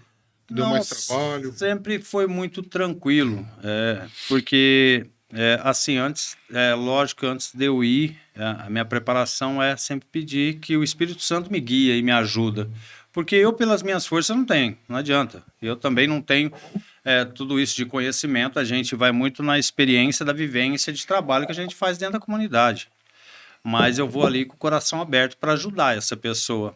Nunca tive problemas. Lógico, já tive que fazer assim, aquela intervenção entre... Mas você já entrou em muita rebimboca pra... Sim, era aí essa intervenção, que muitas das vezes a gente tem que tirar aquela pessoa daquele devido lugar, daquele lugar que ele está, e aí a gente entra até naquele um conflito, mas é um conflito bem tranquilo. Conflito controlado. É tranquilo. É um diálogo ali um pouco acalorado no momento, mas a gente acaba conseguindo resgatar e levando embora. A gente vai embora. Tá, nessa caminhada tua aí, pergunta alguma coisa que eu tô perguntando. Nessa Ah, caminhada, gostei agora, né? Depois ele fala que eu falo muito. essa caminhada tua aí. Fala aí, Jandim. Pronto. Se o Marcão é um bom ajudante ou não, Paulo? Ajudante de quê? Não, hoje antes... Se for de instalar ar-condicionado. Misericórdia, Mas tá lá, Cancelo. ele me enganou. Ele me enganou. Nunca, gente, não convida o Marco para ajudante de nada. Já pensou em subir na Misericórdia. Não, não vai. Não vai. E fora que além de não ajudar, é dar palpite, que não sabe nem o que ele tá falando. Só atrapalha, pior ainda. É porque também o Paulo ele instala ar-condicionado. E nós ganhamos esse ar-condicionado aqui do Padre Vinícius. Eu falei, tá, agora eu preciso arrumar alguém que instale. Aí eu chamei o Paulo. Não, Paulo, tá tudo certo, tem energia, tem tudo. Tá tudo bem, eu vou te ajudar, ele falou. Vou te ajudar. Não, então vai em tal hora. Ele tirou o tapete onde do lugar? Não. Nem o tapete ele conseguiu tirar daqui. Meu Deus. Não, aí ele veio e sabe, não, então me ajuda. Eu falei, não deve ser tão difícil instalar isso daí. Eu falei, se tem luz aqui, tem energia, ele arranca o fio daqui. Aí depois nós ficamos o dia inteiro instalando esse ar, porque não tinha onde puxar a fiação, porque a fiação aqui no prédio é subterrânea. Ela não passa por cima. E eu fiz esse pau não subir nesse forro. E não achava o fio. Ele Um andava ajudante. Um belo ajudante. Não, Paulo, tá aí sim. Aí depois eu fui descobrir que a fiação era subterrânea. Não, isso também, ele ficou um tempo junto até o Janter chegar. Na hora que o Janter chegou, ele saiu, que ele foi resolver não sei o quê, que ele ficou. Eu tinha outras Aí ficou coisas eu e pra o ele. Janter e ele resolvendo as coisas. Mas ele é assim mesmo. É, né? Não, eu tô as assim coisas- nessa parte, eu não sei mexer, ué. Foi resolver as coisas. Ou pelo menos É. se não fosse eu iniciar, ele não tinha vindo, que eu falei que ia ajudar. Iniciou. Mas eu arrumei um outro ajudante. O Leandro Iniciou. veio te ajudar também. Tá, não, isso, deixa em off. Deixa pra lá. O Paulo, ele estava falando de situações, né, em relação à comunidade. Né? Aí eu teria duas coisas. A primeira delas é a sua atuação na comunidade. Eu sei que parece que você é o mais brigador do conselho, né? Você está no conselho informativo. Explicar o que é isso, qual é a sua função, além de brigar com os outros Além de conselheiros. brigar discordado, né? Não é briga. Não é. É briga. Não, no bom sentido que Deixa eu ele fala, terminar né? a pergunta. E depois trabalha como coordenador em Ribeirão Preto, etc. Tal, é assistência social. Mas também eu queria que depois você falasse o nome de uma ou pessoas que neste tempo, independente de ser ou não membro da Irmandade, que te marcou. E por quê? Nessa vida de comunidade. Quem me marcou e me ensinou até... Porque antes de ser assistente social e me interessar por essa área, me aprofundar nisso, era cuidador. Então, era cuidador de idosos. E uma pessoa que eu acho que me ensinou e me mudou demais porque realmente era muito difícil. Meu gênero, o cão, tá? Quando eu cheguei nessa comunidade. Mas foi o Jesus, que era um Cadeirante. acolhido nosso, cadeirante, que tem várias histórias do Jesus. Era Roberto de Jesus, não.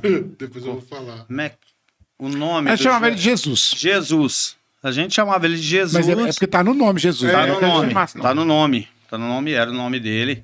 A gente tem até Uma pessoa super tranquila. E ele tinha esquizofrenia. Sossegado.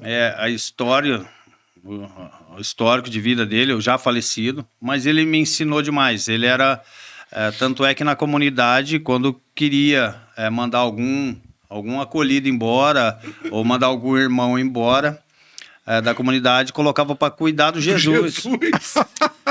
Era colocar para cuidar do Jesus. É isso mesmo. A pessoa era desligada. A pessoa pedia para sair, porque o Jesus era muito Só difícil. que foi assim, para mim foi um divisor de água. Porque quando me colocaram nessa intenção Pra fazer você ir embora. para fazer embora ou para me acusar de alguma coisa. Tanto é que chegou uma situação na época, o senhor vai lembrar, que chegaram para o senhor e falaram que eu tinha chutado ele. E era mentira. E acabou que o Jesus, o único que cuidava do Jesus era eu. E só ficava eu e o Jesus para baixo, para cima. Tanto é que quem cuidou do Jesus até nos últimos dias dele, até no dia que ele internou, que ele foi transferido daqui da Santa Casa para Ribeirão Preto, foi eu. Aí depois no final teve também a Neline, que trabalhou com a gente, ficou muito tempo. Enfermeira. A gente foi lá, até no dia que foi comunicar o óbito dele, que realmente já não tinha mais nada o que fazer, que o tumor já tinha tomado, ele já tinha amputado uma perna. Nós ficamos até o final com ele. E foi o Jesus que me ensinou a ter paciência, porque, assim, é que para vocês que de repente não viveu com Jesus, não sabe o que é Jesus. O Jesus, em dia na terça-feira, né, que nós tínhamos nossa formação, que ficávamos o dia inteirinho, ele virava a mesa de comida, ele virava com prato e tudo, jogava tudo para cima, gritava. Não é que ele era ruim, era a questão de saúde mental. A saúde mental. Eu lembro que ele Ele acabou com a missa. Teve uma missa que ele acabou. Xingou, não sei se o senhor lembra disso, Que ele xingou o padre? Ele xingou o padre, xingou o irmão Francisco, tudo quanto é nome, virou um regaço a missa, porque a gente estava debaixo d'água. Eu adoro essa história. Nós tinha uma arvinha na casa-mãe, que a gente ficava embaixo dela fumando. E ele estava na cadeira de roda, a gente iria ficar lá, o irmão Francisco estava se preparando, se paramentando para ir, junto com o padre Neuci, a missa, e ele passou perto de mim e disse, olha, leve ele também para a missa. Eu falei, irmão Francisco, ele não está muito bom. Não está muito feliz. Ele não está muito bem. Não, leve ele para lá. E não deu outra. Quando entramos dentro da capela, com a missa prosseguindo, começou o xingamento. Tá? Ele tem um senso de altura e distância, porque conforme ia tirando a cadeira, ele ia aumentando o volume. Exatamente. E foi realmente, quem me marcou demais foi esse acolhido, foi um enfermo, que a gente fala, né? Que ele tinha suas deficiências. Cuidamos, depois disso teve, em 2014, aí teve a inauguração da residência inclusiva, ele foi transferido, lá também continuei cuidando dele e dos demais, mas quem me marcou e me ensinou muito foi ele, eu aprendi muito com Jesus. Com aquela pessoa com esquizofrenia, ele, no fundo, ele era muito meigo, ele tinha uma doçura incrível. Ele tinha um momento de crise, igual pela manhã. Na época, a presidente era a Dilma, então toda vez que nós víamos o avião passando, né, o risco, o traço daquele que o avião deixa, ele falava, lá vai a Dilma. Ô, negrão, a Dilma indo. A Dilma vindo. Pra onde, meu Deus do céu? A gente... mas você via... E ele tinha um sorriso... Ele tinha um sorriso banguelo tão gostoso que vocês não têm noção. E foi ele que me ensinou a me controlar e a ter o respeito pelo outro. Foi ele que me ensinou isso. Uma cena que eu lembro Porque os outros irmãos era difícil, eu não tinha. Eu lembro uma cena do Jesus, lá na casa da mãe, o irmão Francisco tinha uma prateleira de madeira cheia de santo. O senhor vai lembrar da sala? Que ele ficava irritado, ele andava de andador. E aí ele ia falar com o irmão Francisco. Capitão! Ele gritava assim. Já vinha gritando. Vai bater no andador assim. Aí se alguém entrasse na frente dele, ia com o andador e tudo. E ele entrou nessa sala e falou pro irmão Francisco, na hora que o irmão Francisco falou assim, calma que jogou o andador nessa prateleira. Mas o seu taiada vem tudo pro chão, quebrando tudo. Né? E o Jesus é muito engraçado você falando, porque assim, eu falo que eu sou muito seco, mas quem já acompanha o podcast sabe, eu tenho que controlar muito, porque às vezes vem algumas piadas na minha cabeça, né? E umas gracinhas em hora errada. E a gente estava na hora do dia do enterro do Jesus, Jesus tinha amputado uma perna. Aí precisava de gente para carregar o caixão. E o Paulo todo ali emocionado, porque marcou muito ele. Aí foi eu e o Paulo, não, Paulo, vamos lá que eu vou te ajudar. A hora que o Paulo pegou, não, troca de lado, porque aqui já cortou a perna, tá mais leve. Ele começou a rir. Isso é hora de falar isso. É difícil. Eu já passei várias situações com o Marco em vários locais que eu tenho que ficar cutucando. É difícil. A língua não. Se toca, né? Primeiro vai aqui, para depois vir aqui. É o contrário a coisa. Muitas vezes E a é gente- verdade. Muitas das vezes. Deixa eu te perguntar uma coisa que, inclusive, já fizemos até um programa aqui uma vez. Tem nessa história alguma coisa. Ou você chegou a participar? Não, mas acho que deve, pelo tempo que você falou. Semana Santa.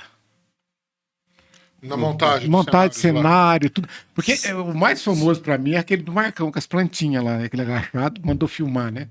Acho que foi a Não, sogra lá dele. não foi semana. Lá foi no jardim lá dos. Aí depois ele falou que ele fez o jardim lá. Aquele Ele que era- agachado. que Era para montar, que não montou.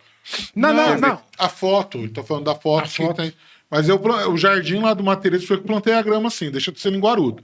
Eu plantei sim que eu morava lá. Na Acredito que sim. montagem do cenário, eu ficava mais assim, de organizar o pessoal para De mandar o povo trabalhar, não de trabalhar. ficava na casa-mãe. A casa-mãe ficava vazia, né? Porque na época só tinha a casa-mãe e a madre. E a madre só. E a madre. Então eu tinha que controlar Mas isso a madre aí. era tudo mais doente, né? O casa-mãe que Sim. era. Então subia aquela tropa da casa-mãe e a Vocês- gente participava, mas Vocês tinham que participava fazer bem ou ativo. a gente ia comer tudo lá, ou levava, né? Levava às Sim, vezes. tinha que ficar e era uma loucura, né? E sobe, vai, volta. Era missa. Você nunca 4, participou de 5. encenação, assim? Não. Da encenação, não. Nossa Senhora, comigo uma vez? Você é Aparecida? Não, Que foi pescar? não. Você não foi a imagem? Nem colocaram você. Foi o Boareto. Guareto fez. Boareto. Não foi ele, Não. nem pegaram você como imagem, não. Ele falou, nossa, é Aparecida. Eu já te falei que você não. As suas filhas. Eu só As duas filhas, sua esposa não vai conseguir se sustentar Eu só sozinha. pensei, colocaram um banco nesse. Você vai parar na cadeia. Foi pro Eu tô Francisco falou. avisando. Você vai parar numa Fui eu. cadeia. O Francisco cutuca, ele começa a rir sobre pra mim. Não, mas o Janda, você perguntou, para você que não. Desculpa, a gente fica brincando aqui, mas é que a paróquia fazia, né? Depois da pandemia não retomou. Todos os anos, uma caminhada no dia 12 de outubro, né? E a gente, depois dessa caminhada, que ia juntando as comunidades, era muita gente, aquela multidão, chegava num lago, né? Onde tem uma cachoeira, e ali se fazia a Santa Missa na padroeira, e depois fazia-se uma encenação encenação. da pesca milagrosa. E nessa encenação, então, ia o barco, remando, as pessoas dentro do barco, Pescadores. tá, etc, os pescadores, A etc. tarrafa, né? jogava a rede. Eu já fiz, A encenação, senhor. eu já fiz Não foi de como Nossa Senhora pescador. Aparecida, ele foi de pescador. Eu fui de pescador, né? De camisinha vermelha, xadrez. Até nem sei quem mostrou ontem pra mim, foi o Miguel. O Miguel mostrou pra mim perguntando que ano que era aquilo. Eu falei, com certeza faz mais de 10 anos que eu não era diácono ainda. E o Janderson ajudava bastante, né, nessa história toda, né? E então por isso que quando falou a encenação de Nossa Senhora era dessa pesca milagrosa. Era Paulo. Mas quem participou foi o Paulo Boareto, é outro Paulo, né? Que hoje caminhou muito tempo conosco, hoje ele deixou a Irmandade, ele hoje vai estar na Igreja Adventista, mas ele que é uma pessoa, graças a Deus, quem conhece sabe, resgatada, um grande milagre também de Deus, né? Sim. Essa encenação do Paulo Boareto, o pessoal ficou muito feliz, né? Que a gente tem o lago aqui. A encenação geralmente acontecia lá na cachoeira. E essa foi no lago. Mas essa foi no lago. E no lago, era uma época que era proibido pescar. E o povo ia lá pescar, pegava um peixinho outro. De repente chega o Paulo, põe um barco, vai lá e joga a tarrafa, me arranca 6 tilápia na Seja tarrafa. grande. É porque lá tem tilápia, né? Aí o povo começou, aí nós já não pescamos, vocês vêm pescar de rede. A comunidade, pra variar. Mas devolveu os peixes, viu, gente? Devolveu os peixes, né, lá pro lago pra dar oportunidade pros Os nossos não devolveram, né, gente? A gente ia comer depois. Mas é porque os nossos, a gente já, Vocês das compravam? encenação, comprava no pesqueiro que tinha ali perto. Então os nossos já ia morto pra rede. Porque não dá pra confiar nos nossos pescadores. Até a Nossa Senhora já ficava amarrada na rede pra puxar direito. Entendeu? E aí depois, aí é verdade, depois que acabava a encenação, nós levávamos os peixes para casa, né, Jardim? Picava, empanava, fritava e comia em casa na estufa. Não, isso eu tô falando porque a gente lembra. Então, é só para você entender porque que ele disse essa questão aí de Nossa Senhora Aparecida, né? Porque era essa encenação. E eu perguntava da Semana Santa também, justamente porque a gente sempre ajudou, sempre participou disso, a comunidade sempre esteve envolvida. Organização do salão. Agora outra pergunta que eu te fiz que você não me respondeu, mas eu não esqueço, cabecinha branca, mas tá boa. é sobre a tua atividade atual na igreja, além da comunidade, que você tem esse trabalho que eu falei, né? Do conselho, você não falou, das encrencas, né? Por que você briga tanto com ele? Faço parte do conselho formativo, também estou na pastoral do batismo, na paróquia São Sebastião, onde o Padre Marcos é nosso pároco, né, Marco? Estou lá, nós participamos. Mais um paroquiano. São Sebastião. São Sebastião. Eu só trago gente da São Sebastião aqui. Aqui faço parte do conselho formativo. É um conselho que tem assim a função e a missão de orientar aquele irmão que muitas das vezes está com alguma dificuldade ou por um motivo ou outro começa a se afastar. Então a gente retoma as rédeas e puxa de volta para não perder. Tá? Na questão de... realmente, eu acho que é meu essa questão de... Não é que eu arrumo briga. É que, muitas das vezes, a forma que é feita... Eu penso mais realmente como pai. Tá? Eu sou mais duro. E aí faz parte, tem a irmã Maria Fernanda, a irmã Tereza, tem hoje o Rodrigo. E estamos com uma vacância aí tá vago. De um irmão aí. A gente ainda está vendo aí qual irmão, estamos em oração para que venha para o conselho. Mas é essa questão, eu vejo que tem que ser uma entrega sincera e é muito complicado que muitas das vezes a gente parte o julgamento a partir de si. Eu aprendi hoje a respeitar mais isso. Tá? Eu não posso criar uma expectativa no outro, tá? A partir de mim. Porque é grande, assim, pode ser grande a decepção. Eu vou me frustrar com isso. Então, cada um tem o seu tempo, tem o seu chamado, talvez agora não seria o momento. Então, eu não posso forçar isso. Da mesma forma que muitas das vezes, se a gente força uma fruta a amadurecer, ela apodrece. Mas você não aproveita essa fruta. Então, hoje, com mais maturidade, com uma espiritualidade um pouco maior... E trabalhando isso de uma forma mais no carisma, com um olhar mais misericordioso, que é muito complicado. A misericórdia de Jesus, para mim, ela é muito complicada, é uma luta tremenda. Mas é isso, a briga é só por isso. Porque a gente é muito racional, né? Isso, eu fico mais dentro do humano. Não, se é isso, você tem que ter essa entrega, você tem que fazer. Mas eu estou falando isso a partir de mim. Da tua porque medida. É a minha medida, a minha entrega. Porque ou é aquele negócio, né? Não tem... O negócio ou é 880, né? Que a gente fala. Então, é 880. Você falou uma coisa interessante, que é medir o outro pela nossa régua. Sim. Ontem eu fazia uma homilia e eu falava muito isso, porque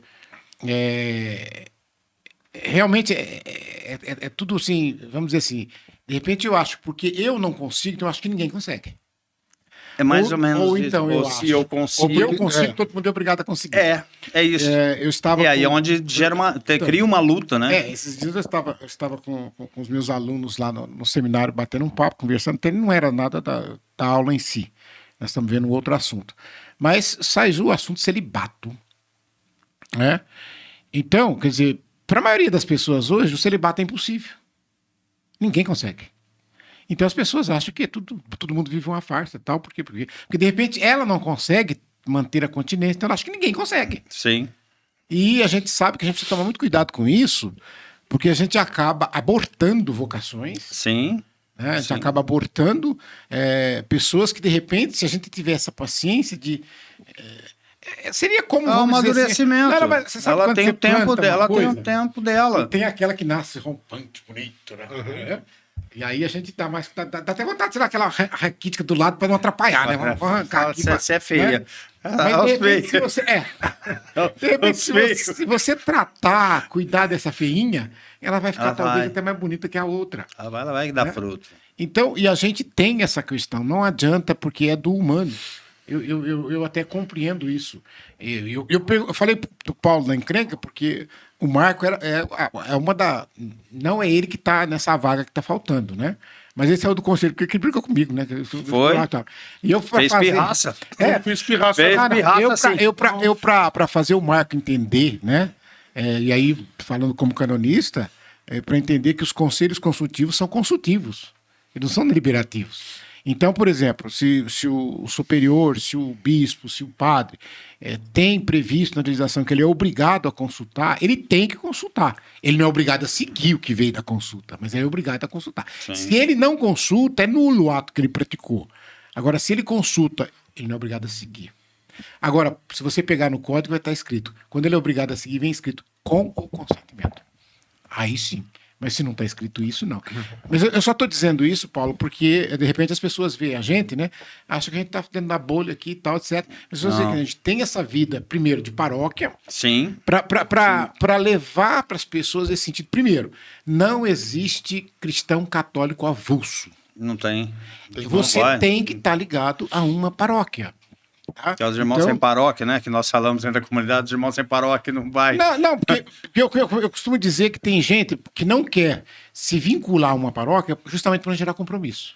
Sim. Nós falávamos de essa questão da sociedade líquida, você falou gasosa até, né? Por quê? Porque não quer compromisso sólido. Porque o sólido é aquele Sólido, tem que firme. cumprir firme, né? Tem que cumprir, ué. E a partir do momento que Compromisso, eu vou, né? esse domingo aqui eu tô aqui, esse domingo eu tô ali, esse domingo eu tô colar, tô colar, tô colar.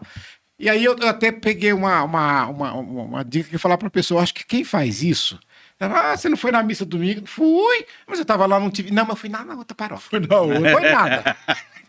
Não foi, mas aí fala, foi lá. Se alguém não, da tava outra lá. pergunta, fala, não, eu tava lá de cá. Né? Então, gente, você tá Não tem enganando. compromisso. Não, mas você tá enganando quem? Eu falo para as pessoas dentro da comunidade, eu falo assim, às vezes está sentado na minha frente, foi conversar comigo algum assunto, e eu olho para a cara da pessoa e falo, mas você está mentindo. Não, imagina, não sei o que. Quer dizer, você não tá. Você pode me enganar, mas Deus não está vendo. É aí que é a minha dificuldade, tá aí. É essa a minha dificuldade. Muitas das vezes é saber o que esse irmão está fazendo, que ele está errado, e você muitas das vezes ir falar com ele para tentar, assim, isso até mesmo é o que diz, tá na palavra, que nós temos que corrigir, nós temos que chamar a testemunha e trazê-lo para perto e denunciar ele em frente à assembleia, e a pessoa ela não assume esse erro, ela não tem a humildade de se debruçar e falar, realmente, errei, você me ajuda? Eu estou para te ajudar e não para te apontar. Então, eu não estou aqui para te apontar, eu estou tentando te ajudar. Só que, é o que nós falamos, até mesmo voltando aos adictos. O adicto, você só consegue ajudar ele a partir do momento que ele se identifica como adicto. Senão, Admite. ele admite. Agora, senão você não consegue ajudar. E, muitas das vezes, o meu conflito dentro da comunidade é isso. Porque eu sei o que ele fez, eu sei que ele está mentindo, e ele está olhando no meu olho e falando para mim que não. E isso aí eu não dou conta de mim. E aí, veja bem, eu aproveitar um gancho aqui, né? O Marco falou de racionalidade, precisamos ter, não tenha dúvida, né? Só que nós temos que tomar cuidado, porque quando a gente fala de fé racional, não deixar com que seja tirado aquilo que foge ao racional, no sentido de que não se explica. É o milagre, é o transcendente, é a ação de Deus na vida das pessoas que é possível acontecer. E é claro que isso, aos olhos humanos, parece difícil. Eu vou pegar um exemplo bem assim que aconteceu agora há pouco tempo atrás, e vocês todos vão lembrar aqui. Eu sou um fã incondicional do Padre Zezinho. As músicas dele, eu acho que não tem ninguém que escreveu até hoje músicas que são verdadeiras inspirações divinas e catequese, ensinamento, as letras, as canções. Então, se mandar cantar a música dele aqui, eu canto 10, 20, 30, assim, de cor salteado, como dizia minha mãe. E eu vi o Padre Zezinho essa semana, ele fez um comentário, né, que eu achei muito pertinente e muito bonito. Ele fez um comentário do Frei Gilson. Não sei se vocês chegaram a ver. Não vi. Porque teve 2 episódios que chamaram a atenção. Né? Porque todo mundo... E ele fala isso, porque ele escreveu bastante, que ele gosta de escrever, né? E nessa escrita dele, ele fala ali muita coisa interessante, porque ele fala assim que você pensa nos dotes de eloquência, de entonação de voz, de aparato, de beleza, de não sei o quê, tal, blá, blá, blá, blá, e de repente você acha que tudo isso aqui vai fazer tudo. E aí ele vai dizer assim, que de repente um freizinho, ele usa essa expressão, um freizinho com violãozinho, me coloca 70 mil em Barreto, coloca 80 mil no Mané Garrincha. Ele arrasta demais. Foi ontem, ontem, se não me engano, Mané Garrincha. E aí ele fala então, mas não foi ele. A gente tem que parar então e pensar isso. Foi a mensagem que ele trouxe. Sim. Porque ele não falou ali daquilo que o mundo queria ouvir. Ele falou a mensagem do evangelho. Ele falou. Ele falou a bênção, ele falou de Maria. Ele falou Então, nós na comunidade também, muitas vezes, nós somos meio que.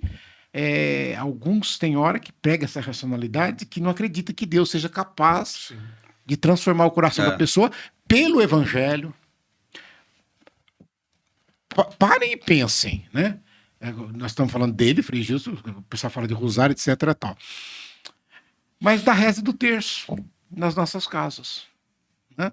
E aí, quantas pessoas ávidas por aprender a rezar Ave Maria, aprender a rezar e querer rezar isso. E a gente já na nossa racionalidade, né? Não é possível. Eu falo para muitos irmãos, às vezes que eu também faço parte aí dos formadores da comunidade, e para os irmãos mais novos é o que eu digo. Eu sou um milagre de Deus. Então, quando eles me olham, eu falo para eles, eu sou um milagre de Deus. Deus fez um milagre aonde era impossível, tá? É o que a gente fala, onde muitas das vezes você fala, dessa terra não vai nascer nada, Deus prova que vai. E ali nasce. E ali dá fruto, e frutos bons. Então eu mostro para eles, porque a maioria das vezes eu mostro para eles, eu falo, olha, eu sou um milagre, porque minha vida era isso aqui. Eu era totalmente o oposto. O oposto. Totalmente o oposto. Quem conhece minha vida um pouco mais a fundo sabe que é totalmente o oposto. Então, mas aí você veja que... E aí é o milagre.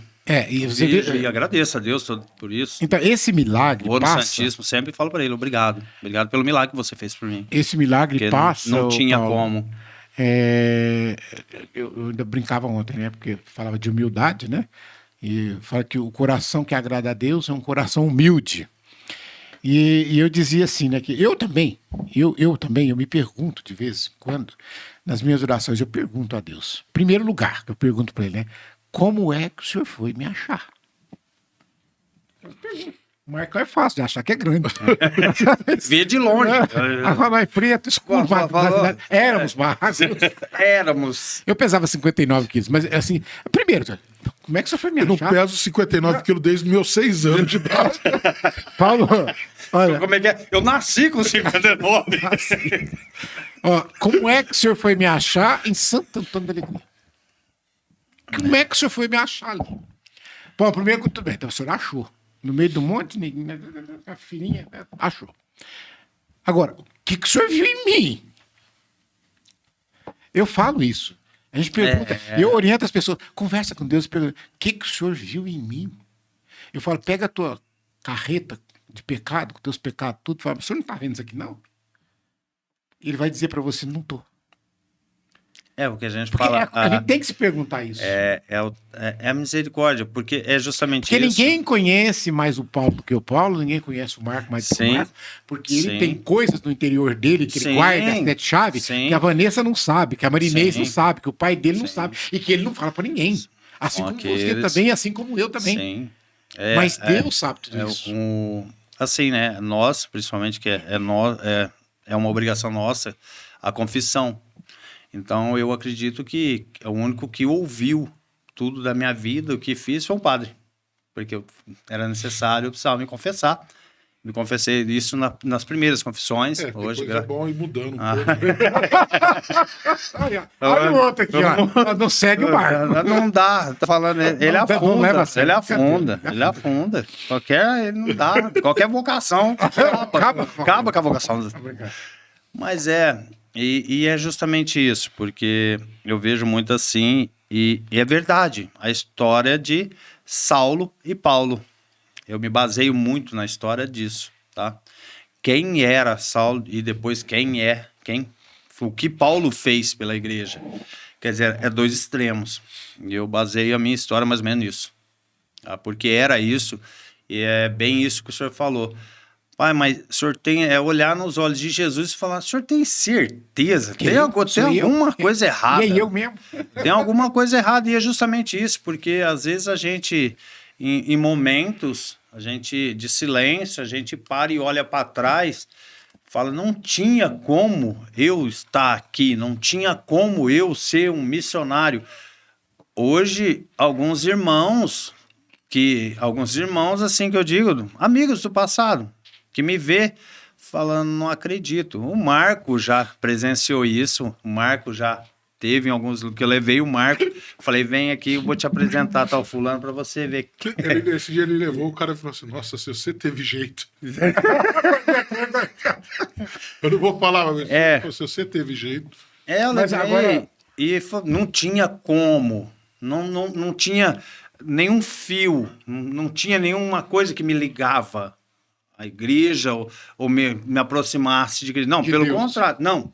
Contrário. Meu caminho sempre foi a se distanciar cada vez mais. Não tinha como. E já ali eu quero fazer condenação. Seduzistes-me, Senhor, e me deixei Mas eu quero só seduzir. fazer uma reflexão Antes de você disso. falar por final aí, Não vou, só disso que o Paulo falou, que esse recado sirva para todos nós. A gente sempre fala assim, a gente nos distancia de Deus. Sim. Só que Deus, ele está sempre nos acompanhando. E basta a gente virar e falar que quer voltar, que ele nos pega no colo e traz de volta. Sim, para onde irei? Para onde fugirei? É o que a gente fala, né? Ah, Deus é igual, as pessoas usam isso muito errado. Eu digo isso a muitos irmãos. Ah, porque Deus me abandonou? Ah, porque... Não, somos nós. Nós nos distanciamos, nós criamos inimizade. Eu, muitas das vezes, eu fico imaginando, né? Que Jesus, ele deve rir da gente demais da conta. Ah, divertido. Ele deve se divertir, que ele fala, não tô acreditando num trem desse. Eu falo isso, que ele anda com a gente. Não é possível, Ele entendeu? traz no colo por causa de tudo isso. Quando a gente olha para nossa história, e todos nós três aqui, a gente sabe, como o irmão Francisco disse, só cada um de nós sabe que está guardado lá. Sim, sim. E a gente sabe que a gente chegou tão longe das coisas, de Deus. Não falo de Deus porque senão vai matar o raciocínio. Assim, mas a gente foi tão longe que quando a gente resolveu, falou assim, que a gente só fez assim, a gente não falou nem que queria. A gente voltou. Mas por força própria a gente não voltaria. Então quando eu falo assim, quando a gente dá esse espaço para Deus, ele nos pega no colo e traz de volta. É aquele negócio. Principalmente, o que eu quero, assim... Não faz sentido. A gente olha para nossa... Eu olho para minha vida, eu falo assim, não faz sentido eu estar aqui. Porque não tem como... Eu vou estar aqui não tem como eu dizer que milagre não existe. Eu dou testemunho onde eu vou e quem me pergunta, eu falo, não, é isso. E eu mostro que realmente Jesus, ele faz, ele acontece. Se você permitir e se entregar, falar, é isso. Então faz o que o senhor quiser, é isso. Deixa ele fazer. Deixa ele fazer, deixa ele tocar. Só que não ficar questionando e perguntando, porque tem muitos irmãos que ele dá aquele passo, ele põe um pé dentro, mas ele quer ficar com outro pé fora do barco. Ele nem entra e nem sai, e o barco balançando. E fica aí, não, deixa. E ele te responde.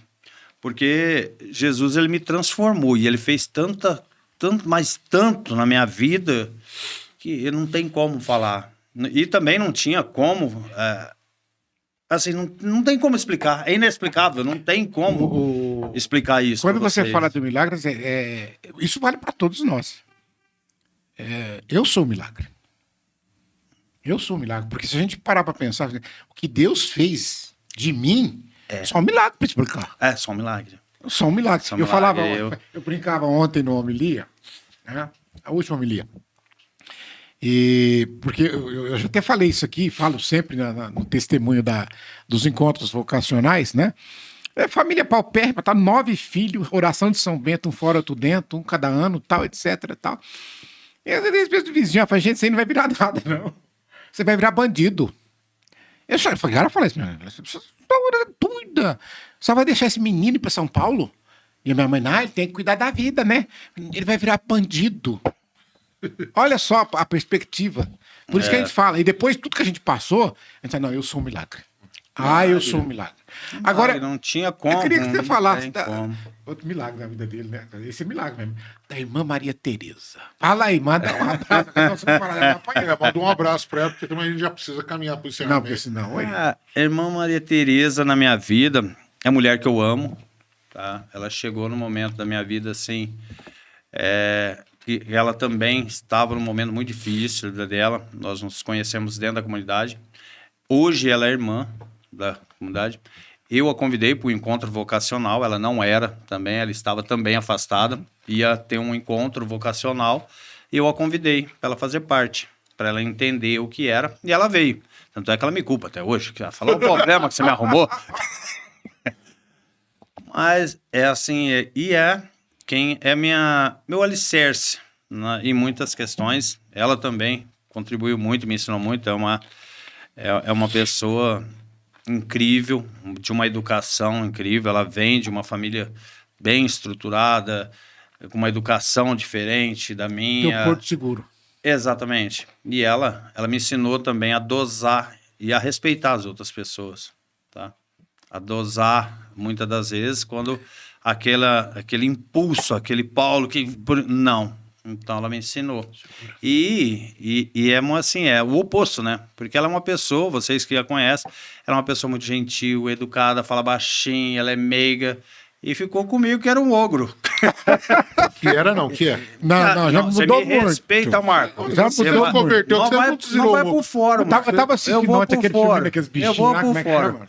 O quê? Qual? Ah, os netos chegam na sala e eles mandam na televisão. É. Como é que chama aqueles bichinhos lá que...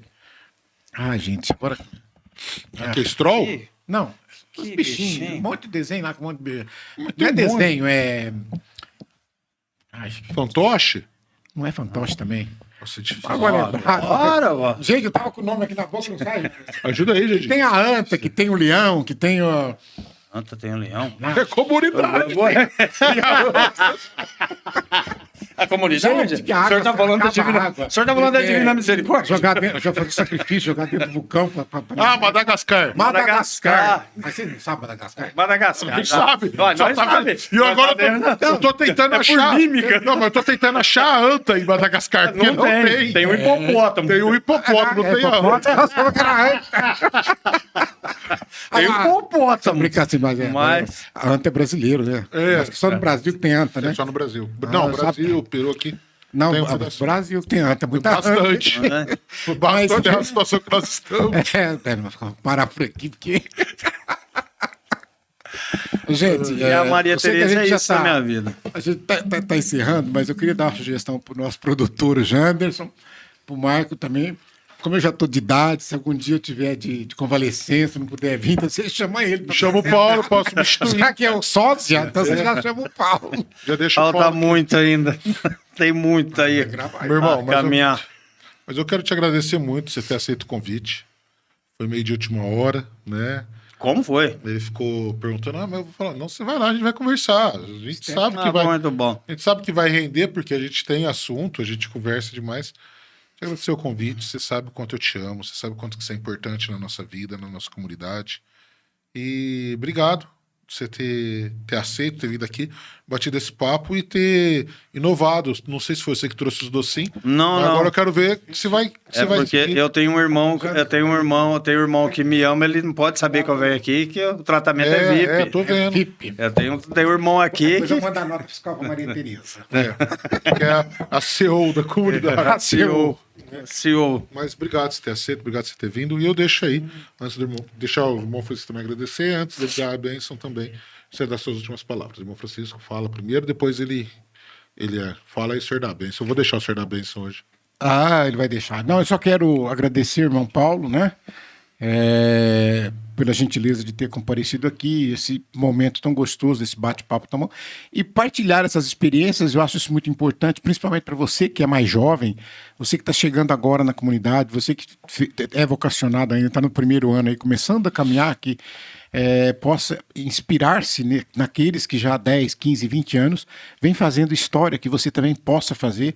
Se Jesus transformou a nossa vida, transforma a minha vida, a vida dele, a vida do Marco, pode tranquilamente também transformar a sua.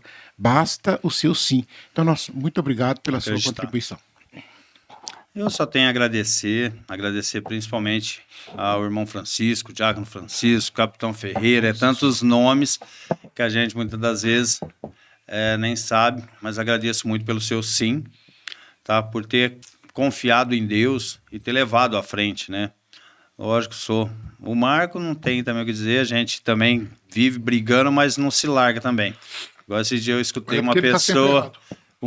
em Ribeirão falando, cara, vocês é bem irmão, né? Vocês brigam demais. Fala, mas a gente também não se larga. É tipo aquela história, né? Eu falo, mas você não vai falar nada que você não sabe. Quem fala é eu. É eu. Eu falo. Isso mesmo. Você não. Então, agradeço muito. Sou eternamente grato aí. Espero aí sempre honrar, tá? A Deus com meus compromissos aí, com o sim também, que eu dei a Ele. E espero ser testemunho, é o que eu sempre peço a Deus, né? Que eu tenho que diminuir para que Ele apareça, Ele cresça. Eu não posso e peço para que Ele sempre mantenha isso. Porque eu dependo muito de Cristo. Cristo que Ele me guia, Cristo que me leva. E eu deixo Ele me levar por onde for. A gente já passou vários perrengues dentro da comunidade. Como todos os irmãos, digo isso também aos irmãos aí, os novos que vêm vindo. Se vocês acham que foi fácil, não foi fácil. Eu cheguei numa época que era muito mais difícil a comunidade. Era muito mais difícil. Se a gente ficar aqui, a gente vai, tem história demais. Então, eu falo para os irmãos, já tive vontade de largar tudo, embora quantas vezes a gente senta, chora, briga, vai para dentro do Santíssimo, mas sempre buscando a Deus. E foi Ele que me sustentou e me manteve de pé. Porque somos humanos, temos as nossas fraquezas, nós não somos feitos de ferro, não.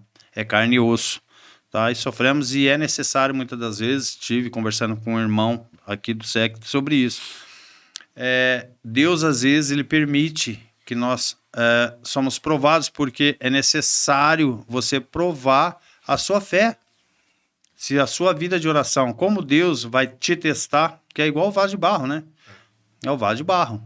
Depois de pronto, testado no fogo e tudo, depois de tirar do forno, ainda toma um peteleco, né? Para ver se tine.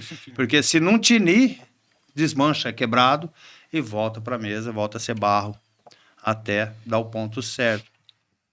Então é isso, só tenho a agradecer a vocês.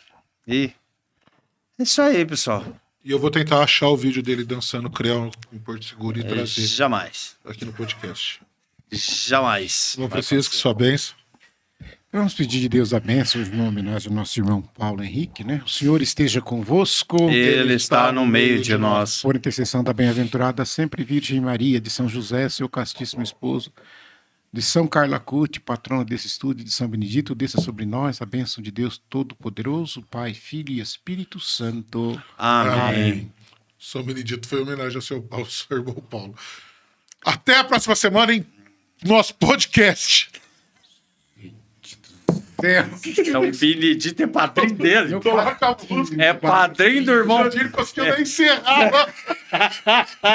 Não, ele nunca fala em homenagem. Ele nunca pediu São Benedito. São Benedito é padrinho dele. Aí ele falou em homenagem ao irmão Paulo. Ele pediu intercessão de São Benedito. São Benedito não é baluarte, mas ele é um dos Já cortou, já?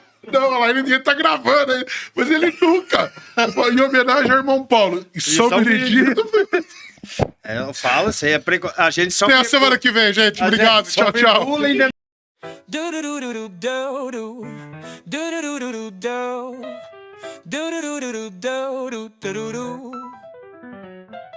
Bem-vindo ao podcast, onde a fé nos une, entre irmãos em comunhão, onde o amor nos envolve.